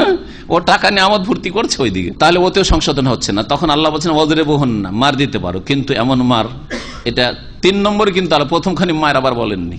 কিছু লোক আছে 1 নম্বরে মায়ের দিয়ে শুরু করে, ওটাও তো না যাইজ। 3 নম্বরে আল্লাহ মায়ের কথা বলেছেন, আর সেটাও গায়ের মুবাররে হাদিসে রয়েছে যে স্পষ্ট না হয়, হালকা, যাতে ক্ষয়ক্ষতি না হয়ে যায়, হাড়হাড্ডি ভেঙে না যায়, অথবা নাজুক জায়গা যেগুলি, সেগুলি জায়গায় আঘাত, সামান্য একটা আঘাত হলে মরে যেতে পারে। মূসা আলাইহিস সালামের একটা ঘুষিতে লেগে গেল, কোন জায়গায় লাগলো যে মরে পড়ে গেল ওই কিপ্তি, তো ওইরকম তো হইতে পারে, এইরকম না। এটা তারপরে 3 নম্বরে। আর তারপরে যারা মারে তাদেরকে নবী সাল্লাল্লাহু আলাইহি ওয়াসাল্লাম ভালো মানুষ বলেননি, তাদের সাথে বিয়ে দিতে নিষেধ করেছেন, পড়লেন এখন শুনলেন। 2 নম্বর, বেশ কিছু মদিনার মহিলারা যখন ওই পুরুষগুলো জানতে পারলো যে শরীয়তে মারের অনুমতি হয়েছে, তখন খুব মেরেছে। তারপরে মহিলারা সব অভিযোগ করতে এসে রাসূলুল্লাহ সাল্লাল্লাহু আলাইহি ওয়াসাল্লামের কাছে, ইয়া রাসূলুল্লাহ, আজকে আমাদের স্বামীরা খুব মারধর করেছে। নবী সাল্লাল্লাহু আলাইহি ওয়াসাল্লাম বলে, উলাইকা লাইসু বিখিয়ারিহিম, যারা স্ত্রীকে মারে তারা ভালো মানুষ নয়, ভালো মানুষ নয়, ভালো মানুষ নয়, 3 বার করে বলেছেন, উলাইকা লাইসু বিখিয়ারিহিম। তাহলে স্ত্রী মারা লোক ভালো নয়, এটাও নবী সাল্লাল্লাহু আলাইহি ওয়াসাল্লামের কথা। 3 নম্বরের কাজ। 3 নম্বরও যদি না হয়, যে মেয়েরও ভয় করে না, মারকে ভয় করে না, তাহলে কি করবেন? তখন আল্লাহ বলছেন এই 3টার একটাতেই যদি হয়ে যায়, ফাইন আতানাকুম ফালা তাবগু আলাইহিন্না সাবিলা, তাহলে আর তালাকের রাস্তা খুঁজিও না। আর তাতে যদি না হয় 3টাতে, তখন তালাকের রাস্তায় যাও। আমাদের দেশে গরিবরা বেশি যৌতুক চাই। ওই গরিবরা চাই যৌতুক যাদের আল্লাহ দিন দুনিয়া দুটো থেকে বঞ্চিত করেছেন, দিনও নাই ইসলামও নাই তাদের, আর তাদের পয়সাও নেই, দুনিয়াও নেই, এইরকম যারা একেবারে হতভাগা তারা চায়। কিন্তু গরিব, আমি গরিব বলতে কি বুঝাতে চেয়েছি, গরিব দিনদার ধার্মিক ফ্যামিলি, গরিব দিনদার ধার্মিক ফ্যামিলিতে আপনি মেয়ের বিয়ে দিবেন, যৌতুক লাগবে না। কিন্তু গরিব যারা, আর শুধু গরিব যৌতুক চায়, গরিব তো অল্প যৌতুক চায়। আরে গরিবকে একটা সাইকেল দিলেই চলে, বাইসাইকেল, তাই না? গরিবকে 10-20 হাজার টাকা দিলেই চলে, কিন্তু ধনী ছেলেকে কার দিতে হয়। এখানে এক ভাই থাকতো, ইন্ডিয়ান, লেডিস মার্কেটে থাকতো, অনেকদিন থেকেছে। তারপরে গেছে এখানে মেয়েগুলো লেখাপড়া করতো। পরে জানতে পারলাম যে 2টো মেয়ে একটা মেয়ের বিয়ের জন্য কার দিয়েছে। এখান থেকে যা ইনকাম করে গেছে, 2টো মেয়েকে কার দিতে শেষ। বাকি যে একটা ছেলে আছে কি খাবে? আর উপরে জুলুম হইল না? সব টাকা তুমি 2 জামাইকে কার দিয়ে শেষ করে দিলে, যা ইনকাম করেছে সৌদি আরবে, তো বাকি কিয়ামতে কি জবাব দিবে? এই ছেলের হক নষ্ট। বড় ঘরে বড় ধরনের যৌতুক লাগে, বড় হারাম খায় ওরা। আর গরিবের, যারা গরিব বেদিন যারা, তারা ছোট ছোট ছোট হারাম খায়, আর আখেরাত নষ্ট 2 শ্রেণীর লোক করে। আমার উদ্দেশ্য হচ্ছে যে আপনি যেই স্তরের সেই স্তরে বিবাহ সাজিয়ে দেন। আপনি আদার ব্যবসায়ী আর জাহাজে চড়া লোকের ঘরে যান না, বুঝা গেছে? আপনি আদার ব্যবসায়ী খুঁজেন, যেমন স্তরের লোক ওই স্তরের আপনি লোক খুঁজেন, আর ধার্মিক খুঁজেন, দিনদার পরিবারে বিয়ে দেন, তাহলে আপনিও শান্তি পাবেন, ইজ্জত সম্মানও পাবেন। শ্রদ্ধার সাথে কথা বলে আপনার জামাই, আপনার বিয়াই, এরা আপনার সাথে ইজ্জতের সাথে কথা বলে আপনার মেয়েটার আদর করবে, যে না আমাদের মানে আপনাকে বড়ই মনে করছে, বা আপনার মেয়েকে একটা বড় পরিবারের মনে করছে। যদি আপনি আপনার চাইতে নিচের দিকে যান তাহলে, কিন্তু যখন আপনার চাইতে বড়োর দিকে যাবেন, তখন আপনার কোনো মান ইজ্জত সেখানে থাকবেন। আপনার মেয়েকে বলবে, ও গরিবের মেয়ে, জীবনে খেতে পায়নি, বা বেশি খেলেও দোষ, বলেছেন এর আগে, বেশি খেলেও দোষ আর কম খেলেও দোষ। তখন এইরকম অবস্থাটা আল্লাহ পাক যেন বোঝার তৌফিক দান করেছেন, আর দরে করেন, আর এগুলো বুঝছেন আপনারা। তো মেয়েটার যখন 30 বয়স হবে, তখন কত হবে? আর 15 পরে আপনার বয়স তখন 55 গিয়ে আপনার যৌন শক্তি দুর্বল, অনেকটা দুর্বল। 60 গেলে আরো দুর্বল। যখন আপনার 60 বয়স, তখন মেয়েটার বয়স 35, 40 যখন, তখন 65, তখন আপনি কোনো কাজের না। আর মেয়ে এখনো 40-এর মধ্যে আছে, তো মেয়ের জন্য স্বামীর প্রয়োজন, তখন গুনাহ হবে না? হবে না? কটা ছেলে আছে আর কটা মেয়ে আছে যে আল্লাহকে ভয় করে গুনাহ থেকে বাঁচতে পারে, গুনার রাস্তা সন্ধান করতে পারে। আর এইরকমই ওই অধিকাংশ বুড়োগুলো, আরবদের মধ্যে বুড়োগুলো যে বিয়ে শাদী করে, 60 বছর 70 বছরের বুড়া, আর বিয়ে করে 18 বছর 20 বছরের বিয়ে করে। আর এখানে তো বিয়ে করে আবার দ্বিতীয় সংসারে বিয়ে হওয়া সহজ, যার ফলে ওর কাছ থেকে মোটা অঙ্কের একটা মোহর নগদও পেয়ে গেল। আবার বাঙালিদের মতো ধোকা তো দেয় না, যে কাবিন নামা লিখলো কিন্তু কিছু দেবে না, সব বাকি, আর বাকি দিয়ে সব ফাঁকি। তো বাঙালিরা ফাঁকি দেয়, কিন্তু সৌদিরা ফাঁকি দেয় না। আবার ওই বুড়াও যদি বিয়ে করে 70-80 বছরের, 1 লাখ রিয়াল দিয়ে 1 লাখ রিয়াল ক্যাশ সাথে সাথে দিয়ে দিল, প্রথম দিন পেয়ে গেল, টাকা পেয়ে গেছে। 18 বছর 20 বছরের মেয়ে, আর তারপর 2-4-5 বছর যা বাঁচলো, না বাঁচলো, মরলো, তারপর আরেক জায়গায় বিয়ে করে নিল। আবার এখানে বিধবার বিয়েও হচ্ছে। আর বাঙালি সমাজে হিন্দু সভ্যতা বিরাজ করছে যে বিধবার বিয়েও হবে না, এক স্বামীকে খেয়েছে রাক্ষস নেই। এগুলো কে শিখিয়েছে? হিন্দুরা শিখিয়েছে মুসলমানকে, তাই না? আমরা জাতিতে মুসলমান, কিন্তু সংস্কৃতি সভ্যতায় আমরা হিন্দুদের অনেক সভ্যতা আমাদের মধ্যে রয়েছে, যার ফলে আমাদের দেশে বিয়ে করবেন তখন আমাদের দেশের মতো করে বিয়ে করবেন। আরবরা বিয়ে করছে, ঠিক আছে, আরবদের 2য় 3য় 5 স্বামীর ঘর ফিরে আসলো, কেউ তাকে খোঁটা দেবে না, যে যে তুই এতটি স্বামী খেয়েছিস। কিন্তু আমাদের সমাজে সুবহানাল্লাহ, একটা স্বামী যদি আল্লাহ না করে কোনো বোনের মরে যায় তো আর ও সুখ শান্তি পাবে না, সমাজে, পরিবারে, গ্রামে, প্রতিবেশীর কাছে ভালো কথা পাবে না। আল্লাহ পাক হেফাজত করে।